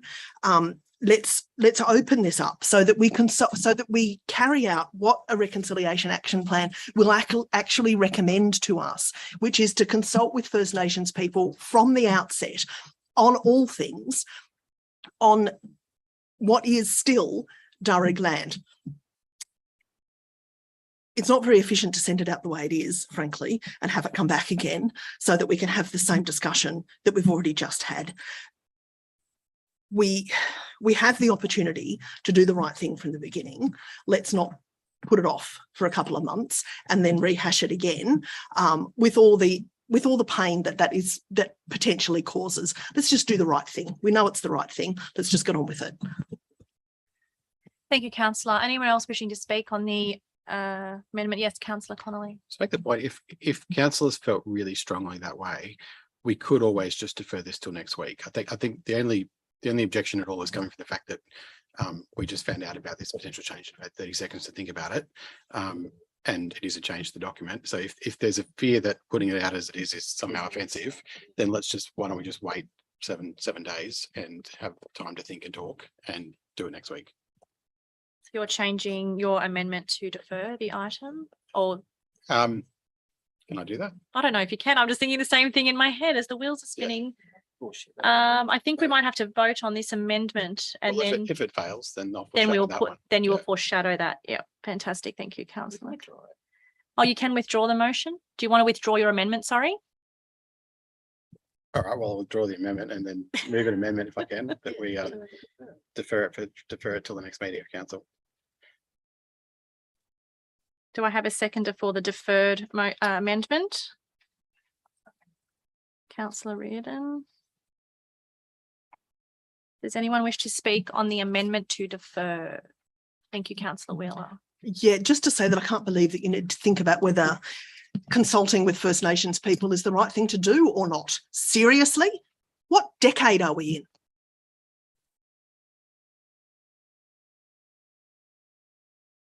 Thank you, Councillor Wheeler. Councillor Connolly. I'll just, I don't want to keep going back and forth, but I hope that we can all expect to come here and not be yelled at, Madam Mayor. We're just having a discussion about something and we just got these outbursts and it's not right. Thank you, Councillor Connolly. Just for clarification, is your intent for it to come back next week with the debated changes or as is? I think the same report can just be submitted to save any time, and councillors would have made up their mind by then what they want to do. Okay, based on the proposed changes. Are you wanting to see those proposed changes in a format, or you understand what they are? I don't think we need to ask staff to do anything. Yeah, I mean, Councillor Wheeler's outlined what she wants to change in terms of which clause, and I think, like I said, broadly, I can't actually see a problem with that. I expect that it'll be fine. I'd just like a chance to actually look at how that would actually work. Okay, thank you. Anyone else wish to speak? Thank you, Councillor Lyons-Bucket. I'll speak against the amendment. I agree with Councillor Wheeler. I think it's preposterous to defer. So often when we want to defer things, there's this resistance to defer anything. But I think in this situation, it's been made very clear. We do often bring things just on the floor of the council, particularly amendments. And I think that we should just proceed with it. It's going out on public exhibition. If there's any real issues with it, then people will raise it then. Thank you. Any other councillors wish to make a comment on the amendment to defer? Councillor Sheether. Yeah, thanks, Madam Mayor. I'm going to support the amendment. But if with the comments that made by Councillor Wheeler or anybody else around the table, that I would expect there be a line item if it comes up next week from the staff along those lines from the discussion that's been around the table tonight. Yeah, or anything else that comes up in the week leading up to that. I don't think there's any dissent in what's trying to be achieved here at all. I think it's a matter and a process. You can be insulting sometimes by trying to go too far, I guess. And I don't mean that disrespectfully at all. But I expect our staff to be professional enough if there's issues that need to come to our attention that's been addressed by the councillors, that's exactly what would happen. Thank you, Councillor. Councillor Kotlash. Thank you, Madam Mayor. I'm going to support the deferral. I want it noted that in doing so, I'm doing this because I actually want to do a bit more research, and I want the agent from the Aboriginal community to be the ones or the people that give us our information. I think I don't think it's right for somebody in this chamber to say that they know what that community is thinking. I want to have those discussions and that consultation myself for my own benefit. So I don't think it's insulting. I don't think it's insulting to defer this in order to get that information directly from the Aboriginal community. So I think by next week, I'll be able to have better information and ask people directly what they want to do instead of presuming that we know what they want. Thank you. Thank you, Councillor. Anyone else wishing to speak? Councillor Dogramachi. Yes, thank you, Madam Mayor. I'm going back to the meeting last week, that confidential meeting. Is there any suggestion from anyone that we should maybe go to KPMG again, get them to go through? Councillor, we are talking about With the Aboriginals? A road naming policy, and that Yes. is not directly relevant to the item on the business. Well, I think, to me, I think that is just going around and round. I mean, here we are telling everyone and every meeting that they are the custodians of this land. And here we are, discussing and going up and down, up and down. That's what I said. Maybe we should spend a few more $100,000, so get them, to do the job. Thank you. Thank you for your remarks, Councillor. If no one else wishes to speak, I will just add, I'm happy to support, it's a night for phones tonight, isn't it? I'm happy to support the amendment to defer, but I also have no problem with the proposed changes either. But I do take Councillor Kotlash's remarks on board that I'd be very happy to have a representative of that community come and address us. And I don't know if that needs a formal invitation from us as council, or perhaps if councillors are aware of someone that they can personally invite to come and speak to the item. I think that would be of benefit. Again, I'll be supporting the deferment, but also I don't have an issue with the changes at all. I think that they're minor. And if that reflects the wishes of the community, I would love to hear that from a representative myself as well. So if there's no one else who wishes to speak, I will put the amendment to the vote, which is to defer.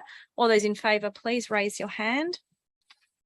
Councillor Reardon, Councillor Weigel, Councillor Sheether, Councillor Connolly, Councillor Kotlash, Councillor Calvert, Councillor Zamprogno, Councillor McMahon. All those against? Councillor Dogramachi, Councillor Jurek, Councillor Lyons Bucket and Councillor Wheeler. The amendment becomes the motion. The motion is to defer the item, as we just clarified. All those in favour, please raise your hand. Councillor Reardon, Councillor Weigel, Councillor Sheether, Councillor Connolly, Councillor Kotlash, Councillor Calvert, Councillor Zamprogno, Councillor McMahon. All those against? Councillor Dogramanchi, against? Councillor Jurek, Councillor Lyons Bucket, and Councillor Wheeler. Declare the motion carried. Okay, that was item 187. Item 188, Disaster and Emergency Committee.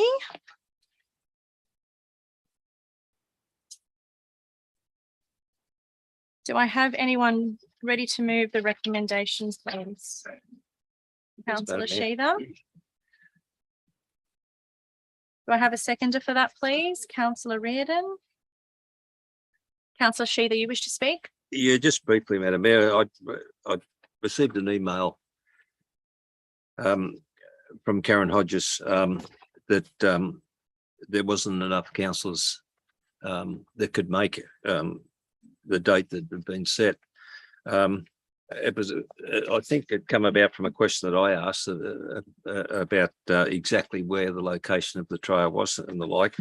I proposed to have discussions with Bilpin and Garden, have a look personally, just so I know where it is. It was described to me, but I guess feet on the ground is something that I'd like to do up there.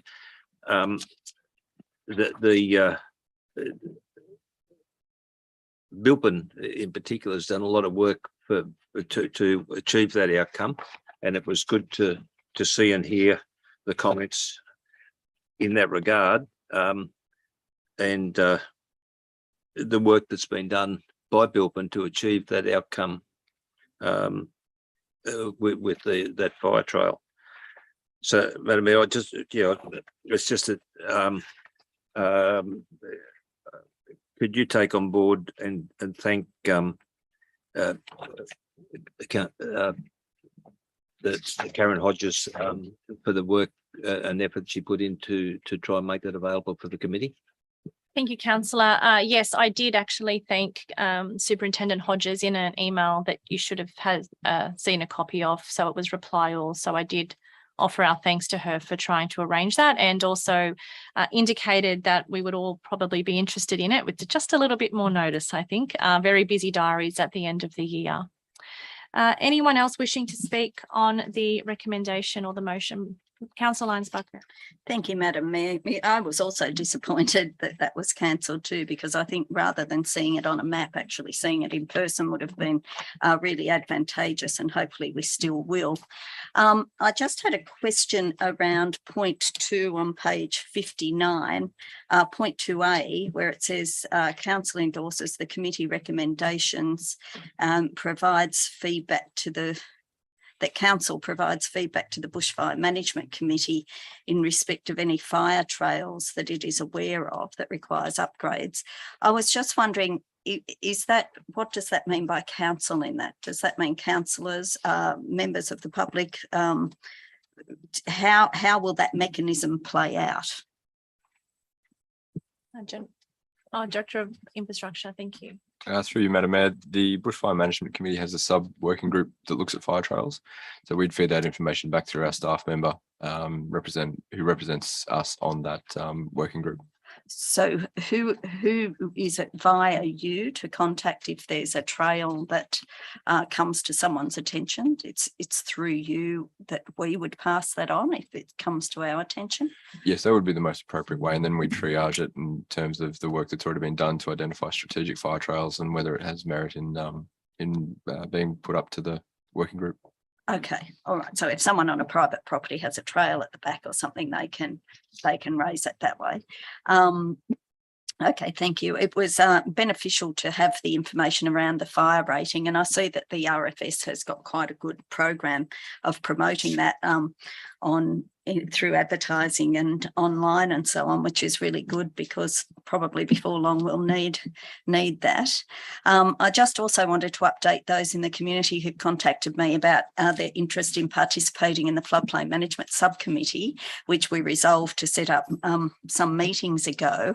And I think the general manager might confirm this, but I did have an email. The expressions of interest for those who may be interested in participating will be going out shortly. Or Director of Planning. Yes. Through you, Madam Mayor. Yes, that's correct. We're anticipating that the expressions of interest will be advertised either this week or next week. Okay, thank you. Just clarifying that, and also that the meeting of the working group and the subcommittees will commence in February next year. That's correct. That's anticipated, yes. Thank you. I just wanted to double check that.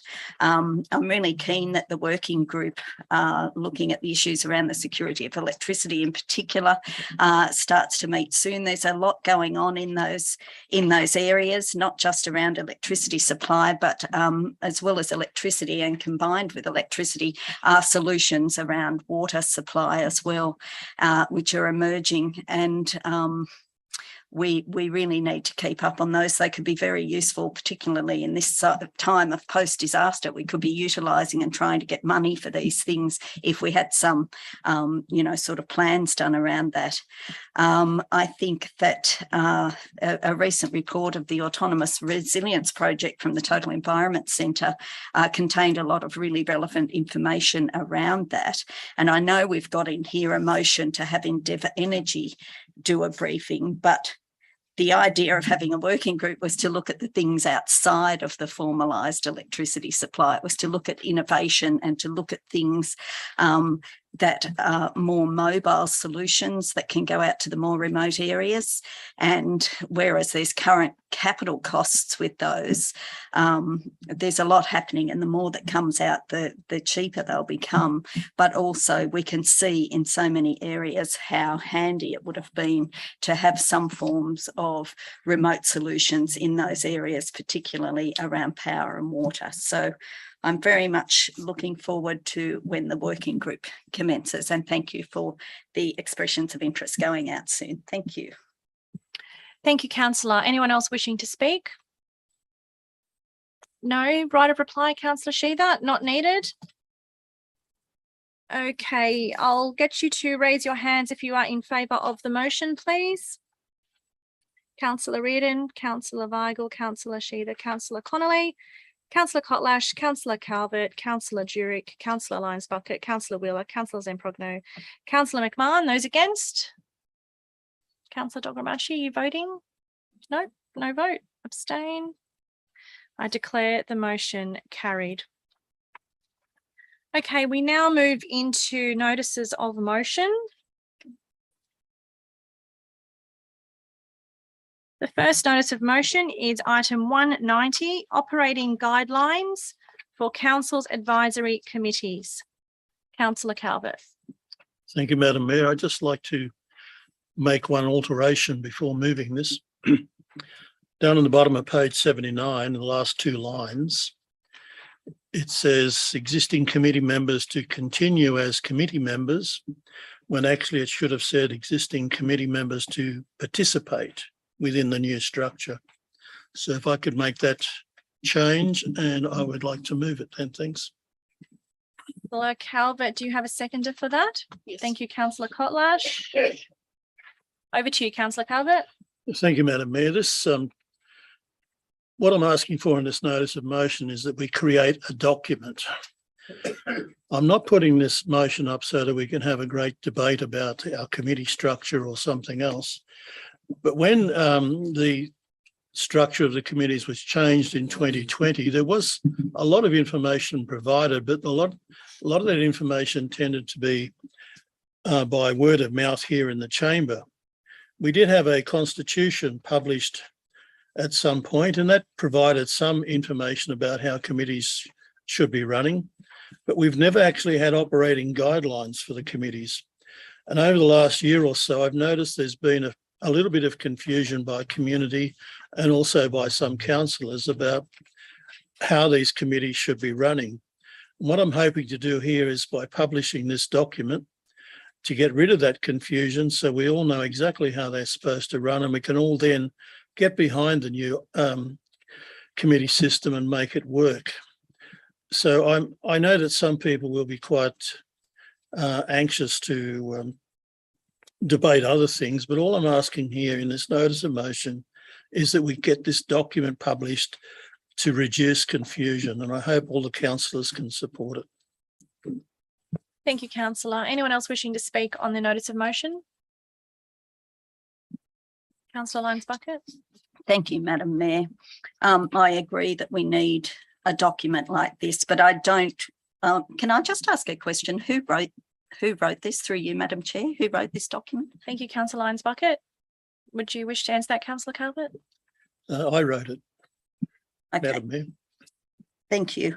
It's just I found some bits of it quite confusing, particularly on page 81 around the resolutions about chairperson deciding whether suggested resolutions are in order, etc. I don't know if that is all meant to be about recommendations in that section, but it was confusing. And I think there were a number of aspects of it that were contradictory and confusing. So I will just speak against it, and then I may move an amendment. I think that there's a few things concerning me around this, and it is that within the Code of Meeting Practice under clause 20.28, we're supposed to review the structure of these committees annually, of advisory committees. And back in January, I brought a notice of motion seeking for us to all work together to have a workshop in a group to work out the operational guidelines for these committees. That was lost on the casting vote at the time. And that was also to allow the newly elected councillors to input into how the committees could best engage with the community and so on. I think in that 10 months since that happened, we've had one meeting of some of the committees and 2 of another, and 3 of the disaster and emergency management. And we've received a lot of information through those committees, but there's very few tangible actions coming out of them, aside from generating some working groups which are yet to have met. And I think that what really I think it comes to is that we have to think about how we get the information into the community about council matters. So we're never going to have hordes of people turn up here and come to committee meetings. We just aren't. But what we can have is we can have people who move in different circles within the community, who go to different groups, whether that's your church group or your sporting group or your community organisation. And those people spread the word about what's happening in council. And they could be people, they don't have to be voting or anything like that, but they could be people who come as representatives onto our committees with special interest groups.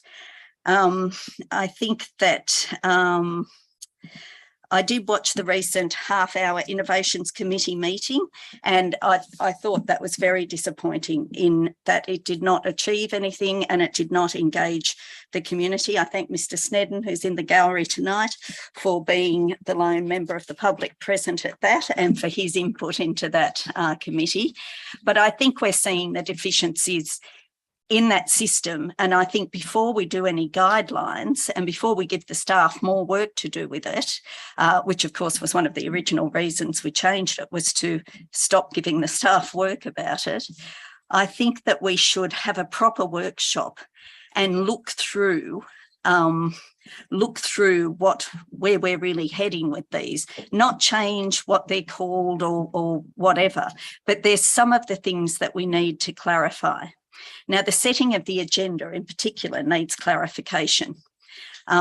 We've had all sorts of things, from doing it via council resolution to introducing a section in council meetings where you could put it, to what's proposed now, that it can only be a response to a request for advice, but members of the community can refer direct agenda items directly to the chairperson of the committee. I just think that's really peculiar, and I don't think that's workable. Overriding this is a contradiction within our Code of Meeting Practice, which states at clause 20.10 that a councillor who's not a member of the committee can attend meetings but is not entitled to give notice of business for inclusion in the agenda of that meeting if they're not a councillor on that committee. So in the January meeting, Councillor Kotlash said that she didn't agree to have any community participation into the agenda setting. So I don't understand now how it can be so strongly objected to before and now things have changed. So I think that we all need to understand why that's changed, and the fact that we were told that the lack of community members was because of the pandemic. Now we've seen since the pandemic and the lockdown finished, nothing has changed. So we want it to work and we want it to be better.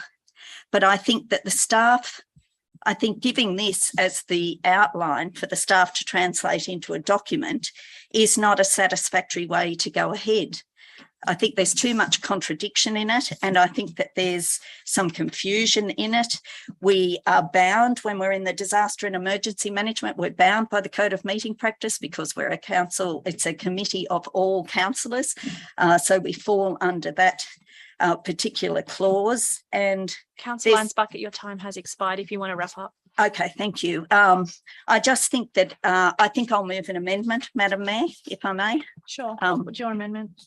I'll move an amendment to have a workshop reviewing the operation of committees so that all councillors can have input into how the committee system guidelines should be shaped. Do I have a seconder for that? Councillor Wheeler. Continue on the amendment, Councillor Bucket. Thank you, Madam Mayor. I think if we did it that way, we could use some of the points that are already in here. We could let the new councillors who have yet had an opportunity to really tell us what they feel the objectives and so on should be around the committees, and we could really work through it.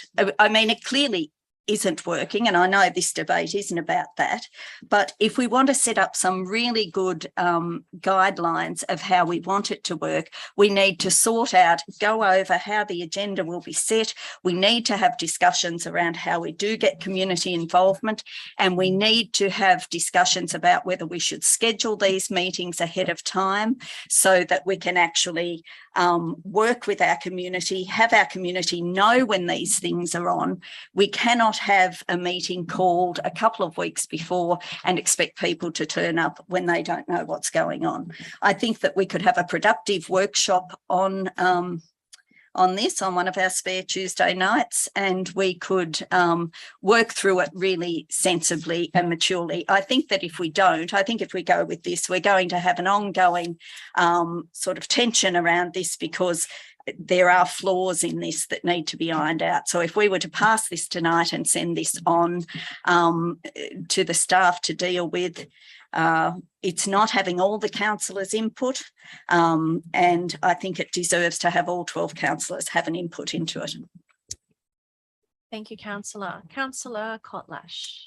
Thank you. I just need to ask if I could, through you, Madam Mayor, Councillor Lyons Bucket referred to something that I had said. I just wanted the details of that so I can look that up because I didn't really know what she was talking about. Thank you, Councillor Kotlash. Could you clarify what you're referring to, please? Thank you, Madam Mayor. I was referring into the meeting on the January, I'm not sure of the date, 25th maybe, where I brought a notice of motion, and during the debate you said that you did not agree with community community input into the agenda. Councillor Kotlash. Thank you. Thank you. Councillor Connolly. I'm going to support the amendment. The idea doesn't fill me with much joy, to be honest, but I agree with the conclusion, if not the arguments, that this is just, for whatever reason, we can't all get on board with it, and we need to all get on board with it so we can stop talking about it before we all go insane. So I think we need to have it out, have the conflict, but it needs to be on the basis that at the end of the day, everyone gets on board with council's decision after that. Everyone gets a chance to speak for as long as they want, to say whatever they want, but we all need to, at the end of that, just get on board with it, whatever decision council makes, and move on from it, because the amount of time that this council has spent discussing its committee platform is is hard to understand. Thank you, councillor. Councillor Shiva. Yes, Madam Mayor, just a question through you to Deputy Mayor, in relation to the format, the support to offer the outcome.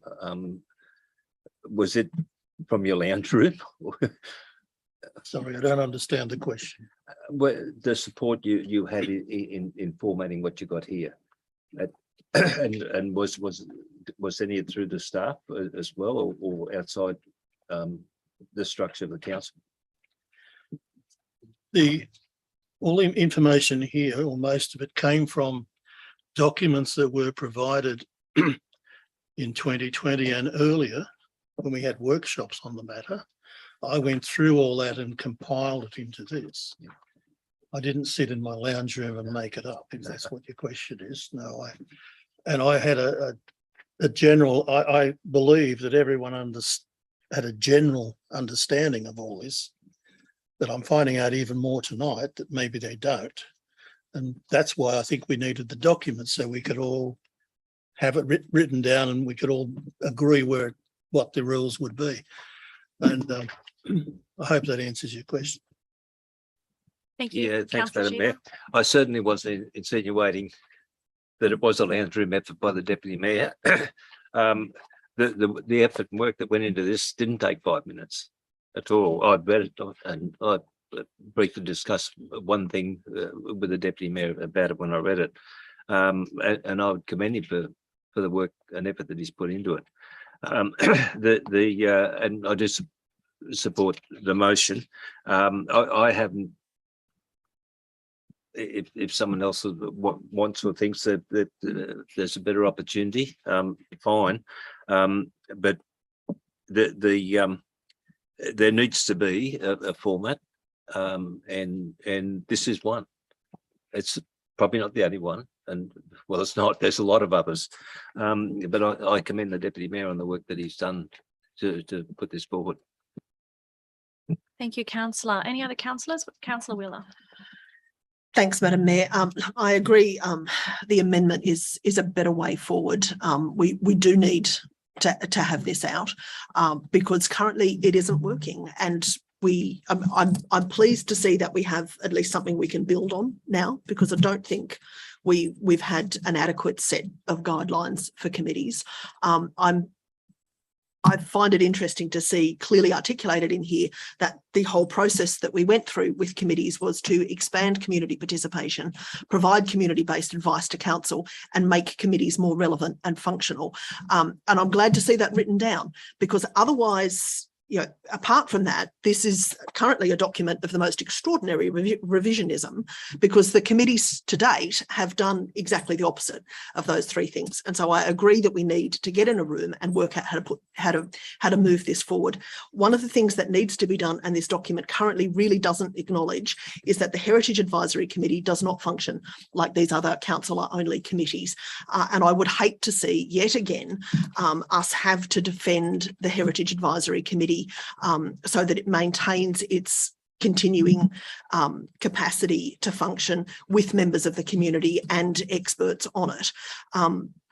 It's really important that that committee isn't encumbered by some of the things in this structure, and that's another reason that we need to talk about this. The Heritage Committee continues to function well. We had a 12-month hiatus where we got caught up in the committee's rehash and didn't have meetings laid out for the 12 months, and that has run on into this year. We nearly lost a significant grant as a result. That committee is incredibly busy. It has a lot of work ahead of it, and it needs to continue to function with the staff that are involved and the people that are involved in order to get that work done, because there's actually a lot of money and a lot of work riding on it. So, and this document doesn't reflect the needs of the Heritage Advisory Committee to stand not completely separate, but apart on a number of things. So I'm happy for this to go to, I'm happy to support the amendment, but I certainly couldn't support the current, the initial motion. Thank you, councillor Wheeler. Any other councillors wish to speak? No, I'll just, councillor Kotlash. Thank you, Madam Mayor. Look, I'm a bit perplexed by this because we have been talking about this structure for ages. And Sorry, hold on. You have spoken on the amendment. Did I? No, you were No, asking I a asked- clarification. Thanks. Don't worry about me. Continue. It's all right. I had to think twice myself.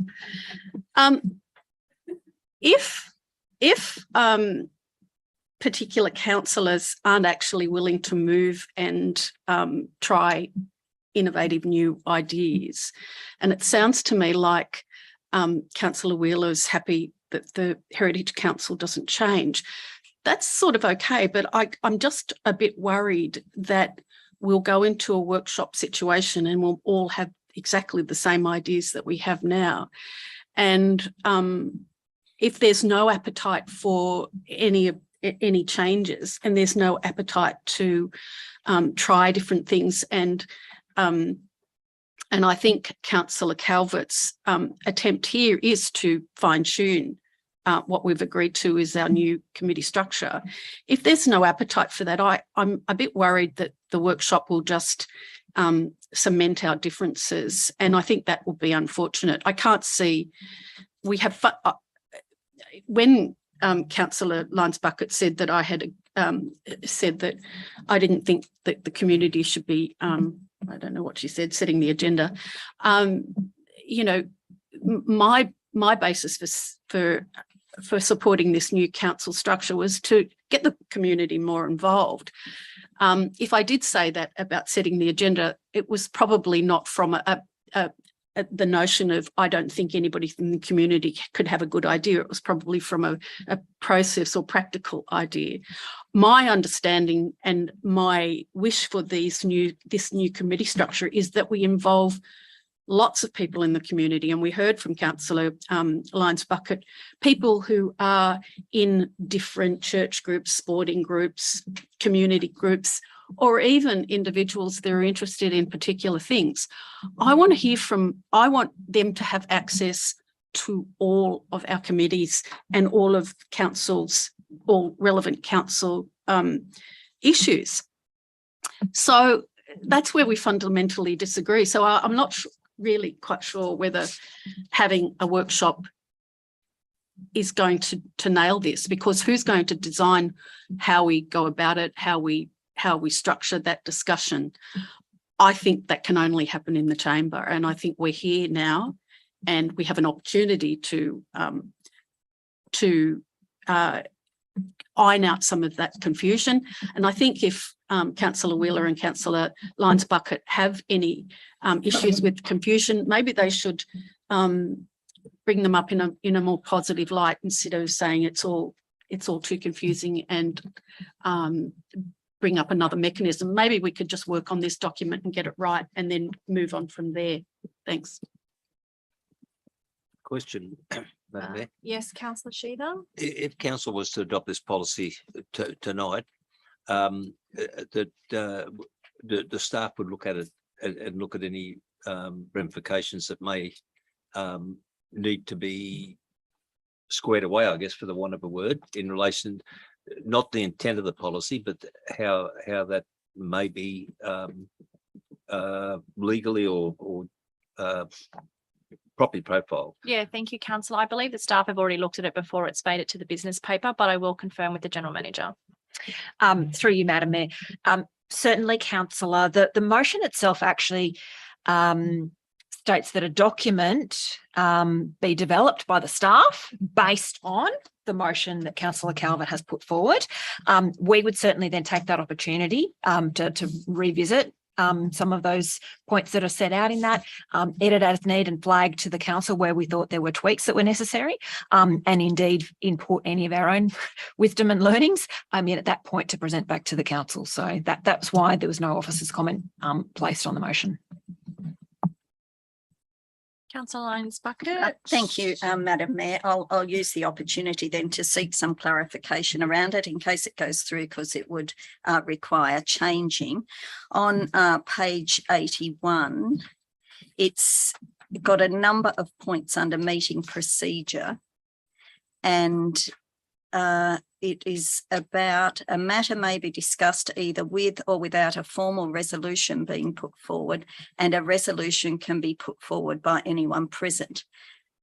And then followed by the chairperson will decide whether suggested resolutions are in order. Now, resolutions are things you arrive at when you've had a vote on something. So you can't just put forward a resolution. You can put forward a recommendation or a suggestion or a motion, but you can't put forward a resolution.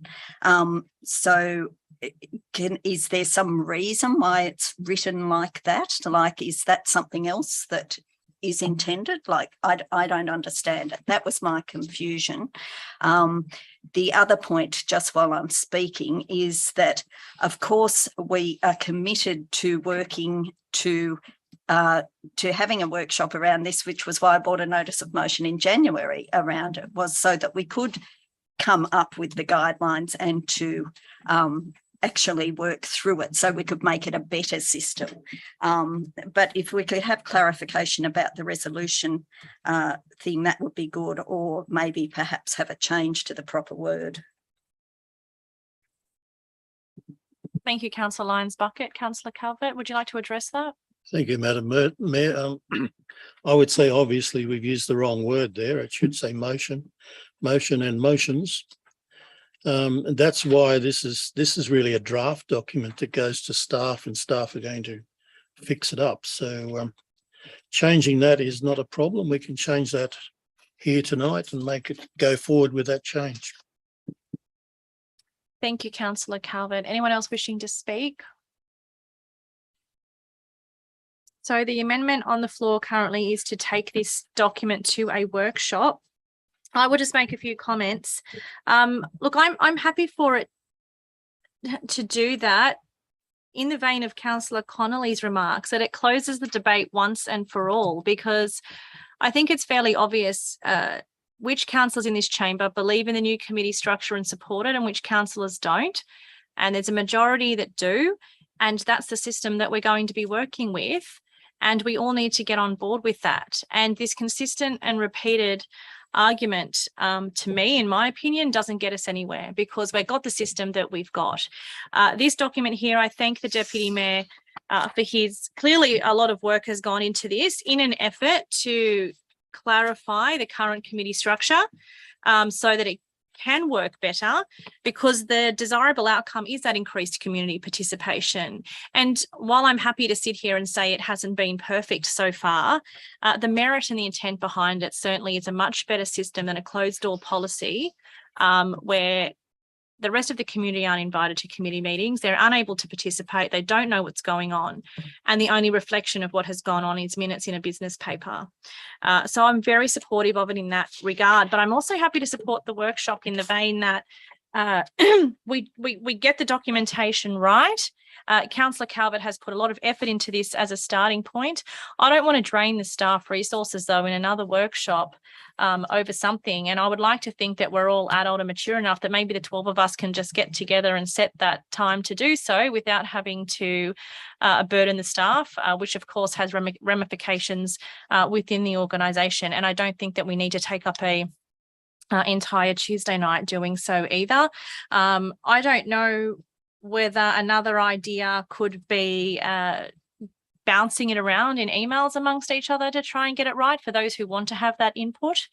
I mean, that's why I'm happy to support the workshop. I'd like to just communicate between ourselves after tonight that we could possibly just arrange to do so, as I said, externally without the staff. I'd also like to put on the record that I personally don't have any intention to touch the Heritage Committee. I think that we've also had that debate, and that debate has exhausted. We will leave that alone. But we also, in saying that, need to get on with the fact that we have a resolution of a new committee structure. This is what it is. Let's clean it up through this workshop, get this documentation to support the committee structure correct. And then I think it is all up to us to get out there and say to the members of the community that we speak with regularly, come and participate in these committee meetings. That is the whole point, because I want to see them be a success and I want to see them be a legacy moving forward for increased participation and transparency.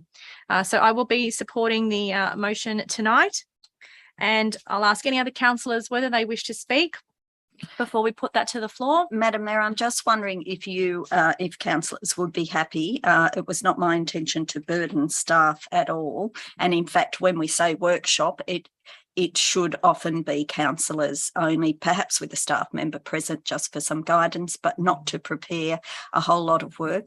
This is just simply working through a document to try and iron out the issues and to try and make the committee system better. It's not intended to be a steadfast thing to change it back or anything. In fact, I don't know anyone who wanted it back to the old system, but I'm happy if you want to call it, oh, it's already changed, or just a councillor only workshop, or a modifier. I want the staff to understand they don't have to go and prepare. Well, there's not much you could prepare, but we use this document and build up it. Correct, Councillor Lyons Bucket. And I might just clarify with the General Manager, I had asked a question, I can't remember whether it was today or tomorrow, so much has happened in the last 2 days, about the 4th Tuesday of this month, which was a briefing, and I had intended that to actually be, if there was nothing on the agenda, a councillor roundtable, because we are due for another one of those. Is there potential for that, or is there too much to be briefed on for December? No, I think the November 29th is the 29th briefing spot, there may have only been one item on that agenda for us. So I think if you were looking to hold a workshop on that date, I think that's probably a pretty good date. Okay.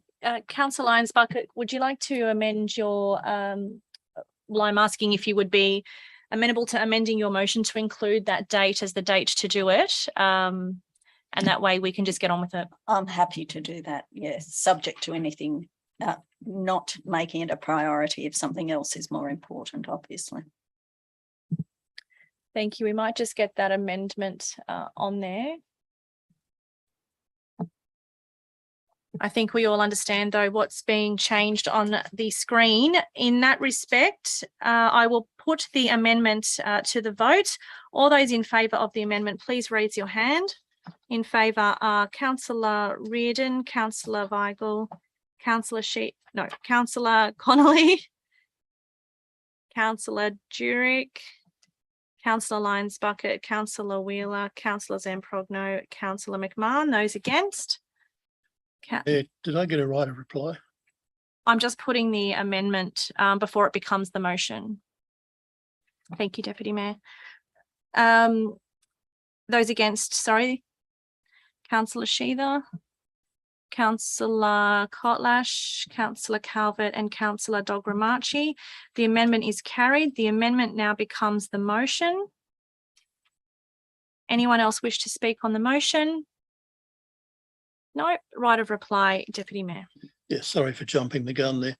Look, I'm actually happy with that outcome. I want us to talk about it. But I would have preferred that we didn't actually have to have a workshop. I think we could have done this with the staff doing a draft document, going out to us, and then us emailing back any changes that we might want to make. But if a workshop is what we want, then okay, I'm happy with that as well. The thing that this document really tries to point out is that we changed the committee structure for several reasons, but the number one reason was to increase community participation. And I know that hasn't worked. And I think that is our challenge, is to make that work. I think we all want the community to be involved in our committees and to have input. And I wanted to make it clear, as I did on the bottom of page 79 there, that the previous members of the committees were never meant to be dismissed and sent away. The idea was to invite them to participate in the new structure. And some of them were invited, but there was an understanding between many of them that they've been dismissed. And I don't know where that came from. It didn't come from me. And we've had a lot of trouble with that. And we've even had certain people making public comments about, why does council not want to listen to the community? When actually the whole change was so that we could listen to the community more often and better ways. So it's been very ironic that the thing we tried to do has been the thing that the people have criticised us for.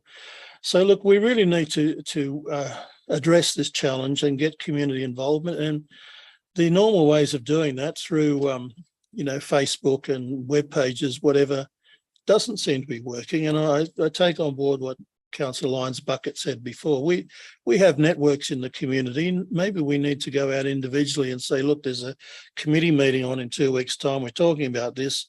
I think it probably would interest you. Why don't you come along? I think that's the kind of personal approach that we may need to have to take. And eventually, when people do start to come along, then other people will hear about it, and then the numbers will build. We're sort of at this stalemate at the moment where we haven't got over that first hurdle. So I'm looking forward to us being able to do that. And I thank all the speakers tonight for their support. Thank you. Thank you, Deputy Mayor. I'll put the motion to the vote. Those in favour, please raise your hand. In favour are Councillor Reardon, Councillor Weigel, Councillor Sheether, Councillor Connolly, Councillor Kotlash, Councillor Calvert, Councillor Dogramachi, Councillor Jurek, Councillor Lyons Bucket, Councillor Wheeler, Councillor Zamprogno and Councillor McMahon. Declare the motion carried. We now move on to the second notice of motion, item 191, safety, March and Chapel Streets, Richmond. Councillor Wheeler, this is your notice of motion. Do we have a seconder for that? I'll second it, Madam Mayor. Councillor Lyons Bucket. Over to you, Councillor Wheeler. Thanks, Madam Mayor. So just a quick amendment to remove point 4. The notice from the note from management shows that taking this to the traffic committee isn't either productive or actually possible, and so I'll just remove that from the motion. This is something that's been going on for a couple of years and has been exacerbated at this site, which is the Uniting Care site in Richmond, with the extension to that facility. So it's now got 79 dwellings. Some of them are single resident dwellings, some of them are couples. I went and met with the staff and spent some time myself trying to get out of Chapel Street, which is an adventure in peak hour. The residents are really concerned that they struggle to get in and out of that street. It's almost impossible to turn right for a good portion of the day. Really troublingly is that they told me that they plan their medical appointments on whether they think they can get in and out of Chapel Street safely. So some of them, of course, are on restricted licenses. They don't travel far. They're no longer confident drivers in some cases. And some of them, if we're lucky, we'll all be in their position where, we are no longer as nimble or as quick in our reflexes or as good with our eyesight and hearing. So driving does become a challenge, and many of them told me that they don't drive as much as they used to, but they really don't drive as much as they would like because they can't get out of Chapel Street. I want this to be I want us as a council, when we're about to reconsider our planning documents, to make sure that they include safe crossing provisions whenever we expand or put in retirement facilities or care facilities for supported accommodation for anybody who needs to use it, because somehow we've ended up with this expansion here that has made this worse. But the other thing that they report has made this worse is the increased traffic heading towards North Richmond with developments like Redbank. So we see yet again another knock-on effect that's stopping these people from getting safely in and out of their homes. It's affecting their confidence. It's also affecting their ability to enjoy Richmond. So currently their crossing point for March Street, which is what becomes Bell's Line of Road, one of our busiest streets, particularly in peak hour, is down at Bosworth Street. Now, that's great if you're young and sprightly, but it's much more difficult if you don't get to walk a lot. Many of them said they'd like to wander down to Pew's Lagoon and feed the ducks as part of their daily routine, or once a week. They can't do it because in order to get across that road, they have to come all the way down to Bosworth Street, and then come across and then go back up again. It's hot, particularly now the trees have been removed to change the intersection at Bosworth Street.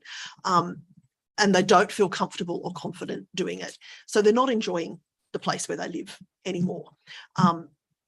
Now, this is a RMS road. There's very little that we can do to fix this, unfortunately, because it's not our infrastructure. But we do have a role as advocates to go into bat for these people who don't necessarily feel comfortable interacting with another tier of government, to ask for some solution. Now, it's probably too close to Bosworth Street and too expensive for them to expect lights. Some sort of facilitated crossing would help, at least a blob in the middle of the road that they could land on when they do the sprint, like we have at West Market Street near the library, would help. It would signal to the traffic that that there is that people do cross there and that they should pay better attention than they currently do.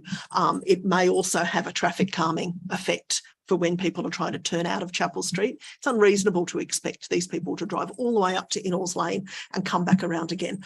They got in touch with me today to say that they have a meeting with Robin Preston on the 21st of November. It would be nice for us to have this resolution in place for them to hand to the local member to say that council also supports some work done on that site. And we don't get any better opportunities to ask for some funding out of our good friends at the RMS than we do in the lead up to an election. So I think we've got responsibilities to make sure that our guidelines are in place and that we don't make these mistakes or continue to make these mistakes into the future. But we also have a role as advocates, I think, for our communities. This is an approval. This was approved by council, not necessarily by us, but by council. And we've contributed to this mess. We can do something to help and support these residents. Thank you, Councillor. Councillor Weigel. Yeah, thanks, Madam Mayor. Thanks, Councillor Weller, for the motion. I'll be supporting it. It's a bit of a no-brainer to me. The son of a 94-year-old. I'll be taking an example over at Greenwich. There's a Greenwich Hospital, there's a repat hospital, it's also palliative care. It's on the downhill of a big dipper and there's a number of lights there. They have a dedicated set of lights there going to their driveway. Not only that, they have pedestrian crossings. Now, you may stand there trying to get access to the River Road from some minutes, for 5 minutes, but nevertheless, the phasing of the lights does stop the traffic either way and it lets people turn right, go towards Waverton or towards St Leonard's or going back up towards Lane Cove. Yet again, Transport New South Wales, it comes down to the state. There is a solution with this and it's probably lights and phasing and a pedestrian crossing and maybe slowing the traffic between those set of lights anyway. So, yeah, I'll get behind it and I hope everybody does. So we'll advocate for the right thing for our elderly residents so they can enjoy their retirement and not having to worry about traffic or getting access to Richmond or to the parklands we so cherish. So thank you again. Thank you, Councillor. Councillor Lyons-Bucket. Thank you, Madam Mayor. Thank you, Councillor Wheeler, for this motion. This is something that's come up repeatedly in the chamber over the years. I think since the first stage of that retirement village was put there, there was an issue with the access. And of course, as Councillor Wheeler said, there was a lot less traffic back then. I'm not sure what sort of documentation exists in here, but I know the issue was raised when the expanded intersection and the extra lanes were put in that road. I know this question came up, whether something could be incorporated with that sort of work, and I think it was said that a roundabout wasn't suitable or whatever. But over the years, the certain things that I've heard or witnessed being said was, first of all, the Transport for New South Wales said that people could go to the Bosworth Street intersection to cross, that was fine for them. That doesn't solve the ability to drive out of there, which is very dangerous, and you actually have to really go left and go right up and around the lowlands to safely get out of there most of the time. There was at one point somebody, and I don't know who it was, and I think it came from a resident within the place, but they were looking at a link through the back where Chapel Street finishes and a link through to, which would go through to John Tebbit or maybe through to another one of the roads that feeds off March Street. So I think there are sort of various things that have been looked at. Maybe that could, we could consolidate that sort of information. But certainly having that there where people can't get in and out is a real issue, and it's a dangerous intersection as well. I've seen a very bad accident there, and there's the potential for that all the time. And it is quite sad to think that older people feel limited in going out simply because they're scared to drive out of an intersection. That's a really sad reflection on the times that we live in now. So I'll support this, and I hope we can make some headway, and I hope they have a successful meeting with Rob and Preston about maybe being able to get the state to fulfil an obligation to do something there. Thank you, Councillor. Councillor Zamprogno. Thank you, Madam Mayor. I support the notice of motion. I myself spent 2 years living in Chapel Street in Richmond, and since my election to council, I have received regular representations about the states of not only the road crossing, but also footpath safety. And I suppose the only other comment that I might add is, in addition to the various criteria or weightings that we apply to requests for maintenance to footpaths, I think the presence of a retirement village and the particularly dire risks that trip hazards pose in proximity to facilities like that should be given extra weight. And it is quite common for people in that community to approach me and to talk about the safety of crossings and also the safety of footpaths and the presence of trip hazards.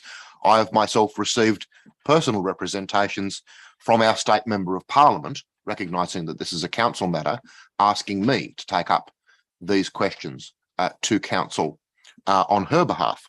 So, and of course, on behalf of constituents that contact her.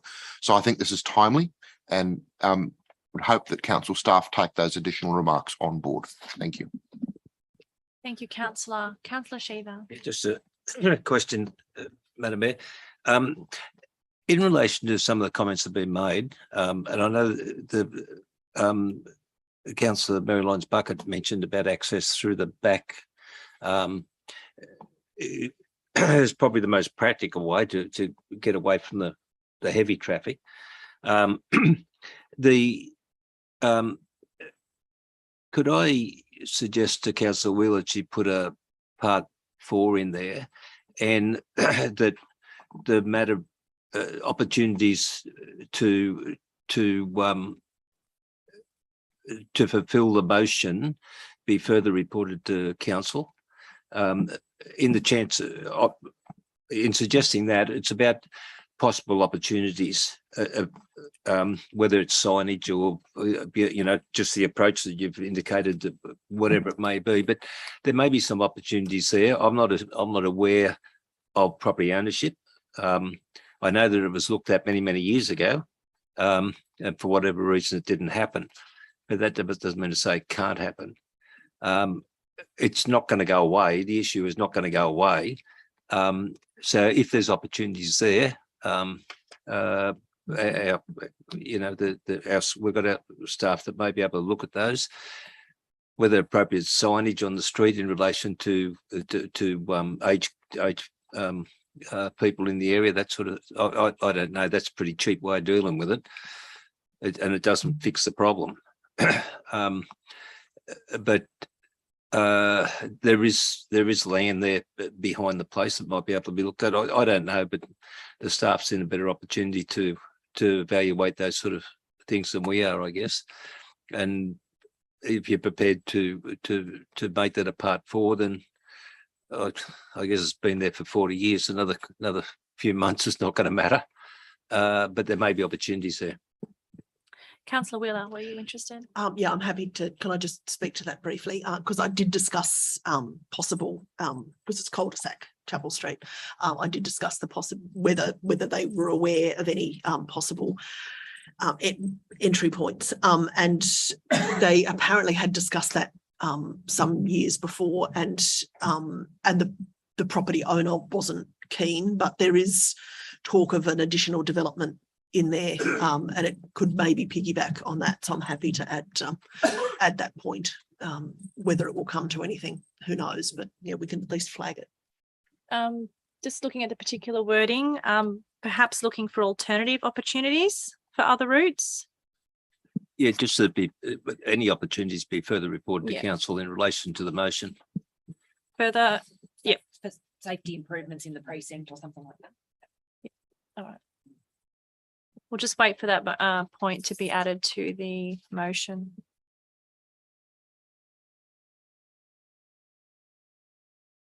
While we're doing that, did any other councillor want to Yes. make a comment? Councillor Redden. Yes, I understand from a member of CWA who was a resident there that Robin Preston is visiting them soon, early one morning. She's actually going down to the village. So that sounds quite good. Thank you, councillor. Yes, so councillor Wheeler had mentioned that meeting was to take place quite soon. So that's good to know. Councillor Calvert, sorry, waving away there. Waving, not drowning. Yes. Thank you. Thank you, Madam Mayor, and thank you, Councillor Wheeler, for bringing this up. It's been a very difficult intersection for a long time. And my recollection is that there was a proposal put in to put a development down the end of that street at Hobartville Stud. The developer or the owner was asked to look for a route through the back, and he wasn't able to find one at that stage. And then so he wanted the development to come out at that intersection, and I think the whole thing was knocked back because of that, and because the RMS refused to upgrade that intersection at the time. I like Councillor Sheether, I suspect there may be a way through the back, and I think maybe the developer was just being difficult at the time, wanting to put in some more property. So yes, I think it'd be good to look at that. And I had an auntie of mine who spent her final days in there, and my cousin, who used to try and get in and out of that place, found it absolutely dreadful, and rang me one stage, abused everything out of me, saying, "Why don't you fix that intersection?" Well, you know, it's not ours to fix, but he said that, you know, she had to go out for medical reasons, and he had to get her out, and he ended up driving all around the world just to get out of that intersection. And that's, to me, that's not good enough. We need to do something about that. So I'm sure lights could go in there, and they wouldn't be, they'd be activated lights, so they wouldn't be stopping the traffic all the time, only when someone actually wanted to come out.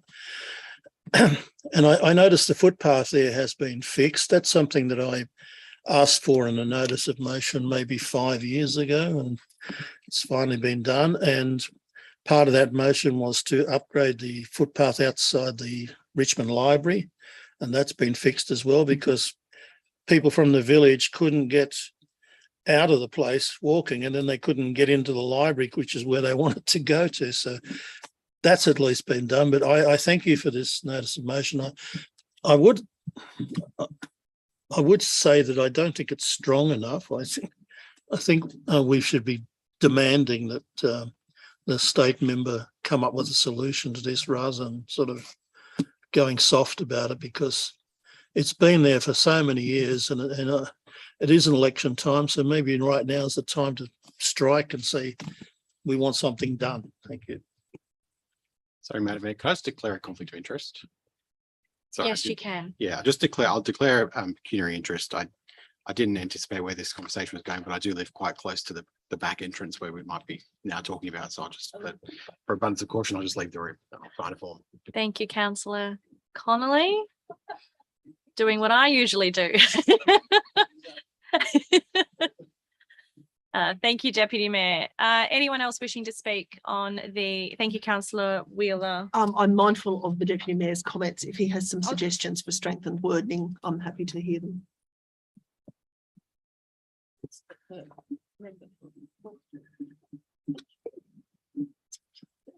Well, part two, instead of saying make representation, I think we should be saying we request the member for Hawkesbury to provide a solution that improves, or we demand that the member for Hawkesbury provides a solution that improves resident safety as soon as possible.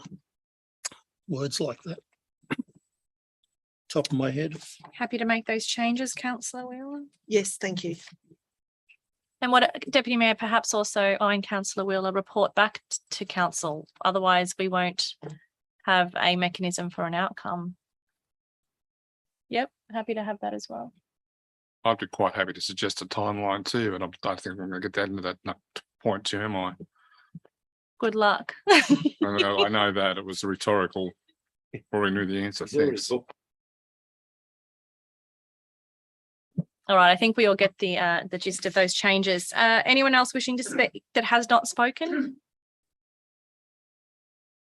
No, I'll go to right of reply, councillor Wheeler. Thanks. And thank you all for your support and for the additional comments. It was a little bit difficult because I'm cognizant of the fact that it's not our road that we want the changes made to. I'm also cognizant of the fact that each time we ask the state government for something, no answer is their stern reply. But I think given that the residents have asked for and gained a meeting, we can at least send them in empowered with this information, and hopefully that will allow the member for Hawkesbury to take this to her varied ministers and say that she has council's backing on this as well. I think that investigation of trying to be so careful here for accessing for other means of accessing the facility, I think is a really useful addition. I think that will be helpful for Chapel Street as a whole. There's now a lot of additional pressure on that street due to the increased development. That's the precinct of Richmond, where there is increased townhouse and unit development, and that's only going to get worse. Many of those developments don't have enough parking spaces for the cars that people own, and they park in side streets, including Chapel Street, which makes it even narrower. There's at least 3 shift changes for the staff there, but not just for the staff there, that's also the entrance for the nursing home, which has expanded as well. And so they have staff changeovers too. So this tiny little street is becoming increasingly difficult to navigate, and that it really impacting on these people. So at the very least, we are giving them a show of support. We can't deliver what they need on that site, which is some sort of on-demand lights. I think would be given the volume of traffic on Bell's Line of Road, some on-demand lights would be really helpful, not just for these residents, but for everybody who lives in that precinct who would like to cross the street. That should be walkability of a town centre should be a fundamental right for the people who live in it. And I think we can at least add our voice to their call. Thanks. Thank you, councillor. I'll therefore put the notice of motion. All those in favour, please raise your hand. Councillor Reardon, councillor Vigel, councillor Sheether. Councillor Connolly is now absent with a declaration of interest. Councillor Kotlash, councillor Calvert, councillor Dogramachi, councillor Jurek, councillor Lyons Bucket, councillor Wheeler, councillor Zamprogno, and councillor McMahon. I declare the motion carried. Is there an appetite amongst councillors for 5 minutes? Break before we go into confidential, or do you want to just go into confidential? 5-minute break. All right, 5-minute break. Actually, a bit more than that. Come back at 9:25. Thank you.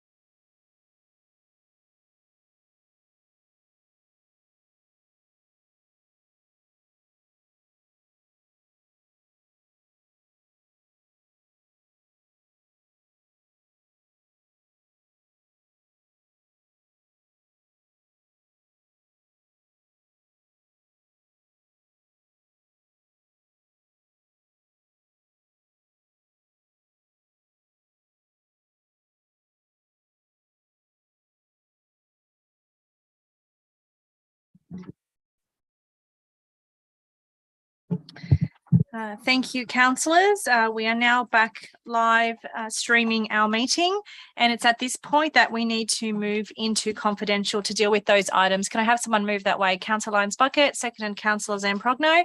We'll now move into confidential.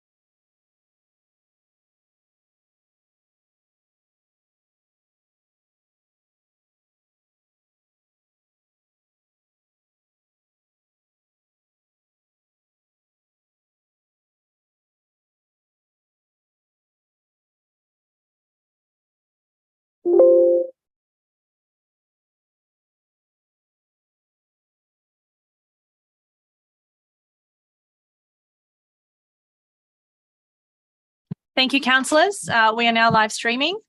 Thank you for participating in that confidential session. I will hand over to the General Manager to read the results of that confidential session. First, I'll just declare my interest from that, which was in item 192, where I had an interest with one of the groups who were nominated, and I can't name that group, otherwise that group might know they're getting an award. So we have to, it's written on my form, but there was a link with one of the group, and my declaration was less than pecuniary, non-significant, and I remained in the vote. I'll now hand over to the General Manager. Thank you. Thank you, Madam Mayor. In respect of item 192, 2023 Australia Day Awards, whilst in closed session, the Council resolved on the motion of Councillor Reardon, seconded Councillor Calvert, that Council adopt the confidential recommendation developed in the closed session of Council in regard to the recipients of the 2023 Australia Day Awards. 2, the Council adopt the following Hawkesbury Australia Day Award categories for 2024. Citizen of the Year, Young Citizen of the Year, Local Hero Award, Environmental Award, Arts and Cultural Award, Sports Person of the Year, Commemorative Plaque, and Community Organisation of the Year. For the motion were councillors Connolly, Calvert, Jurek, Dogramachi, Kotlash, Lyons Bucket, Weigel, Reardon, McMahon, Sheetha, Wheeler, and Zempronio, and there was nobody against the motion. In respect of item 193, lease to Andrew Wade and Renata Friesendorf, Shop 2, Glossodia Shopping Village, 160 to 164 Golden Valley Drive, Glossodia. Whilst in closed session, the Council resolved on the motion of Councillor Wheeler, seconded Councillor Connolly, that Council agree to enter into a new lease with Andrew Wade and Renata Friesendorf in regard to Shop 2, Glossodia Shopping Village, 160 to 164 Golden Valley Drive, Glossodia, in accordance with the proposal outlined in the report. 2, authority be given for the lease and any other necessary documentation in association with this matter to be executed under the seal of Council. 3, detail of Council's resolution be conveyed to the proposed lessees, together with the advice that Council is not and will not be bound by the terms of its resolution until such time as appropriate legal documentation to put such a resolution into effect has been agreed to and executed by all parties, and that was carried unanimously. In respect of item 194, lease to Colink Pty Limited, 20 Bosworth Street, Richmond. Whilst in closed session, Council resolved on the motion of Councillor Wheeler, seconded by Councillor Kotlash, That one, council agree to enter into a new lease with CoLink Pty Limited in regard to 20 Bosworth Street, Richmond, in accordance with the proposal outlined in the report. 2, authority be given for any necessary documentation in association with this matter to be executed under the seal of council. 3, details of council's resolution be conveyed to the proposed lessee, together with the advice that council is not and will not be bound by the terms of its resolution until such time as appropriate legal documentation to put such a resolution into effect has been agreed to and executed by all parties. In respect of item 195, whilst in closed session, council carried on the motion of Councillor Weigel, seconded by Councillor Reardon, that 1, council agree to enter into a new lease with Pittown Pizza Pty Limited in regard to Shop 8 Wilberforce Shopping Centre, 15 King Road, Wilberforce, in accordance with the proposal outlined in the report. 2, authority be given for the lease and any other documentation in association with this matter to be executed under the seal of council. 3, details of council resolution be conveyed to the proposed lessee together with the advice that council is not and will not be bound by the terms of its resolution until such time as appropriate legal documentation to put such resolution into effect has been agreed to and executed by all parties. That was also carried unanimously. Lastly, item 196. Creation of a stormwater easement, 114 March Street, Richmond. Again, carried on block on the motion of Councillor Weigel, seconded by Councillor Reardon. Council resolved whilst in closed session that 1, council approve the extension of a drainage easement area in the order of 6.25 square metres within 114 March Street, Richmond, lot 6 DP 560899, as shown in attachment 1 to this report, and compensation in the amount detailed in this report be accepted by council. 2, authority be given for any documentation in association with this matter to be executed under the seal of council. And 3, details of the resolution be conveyed to the applicant together with the advice that council is not and will not be bound by the terms of its resolution until such time as appropriate documentation to put such resolution into effect has been agreed to and executed by all parties. That's it. Thank you, Madam Mayor. Thank you, General Manager. Now that we have dealt with all of our business, I thank the councillors, I thank the staff and any community members who are watching online for their participation, and I close the meeting at 10:09 p.m. Thank you very much. Good night.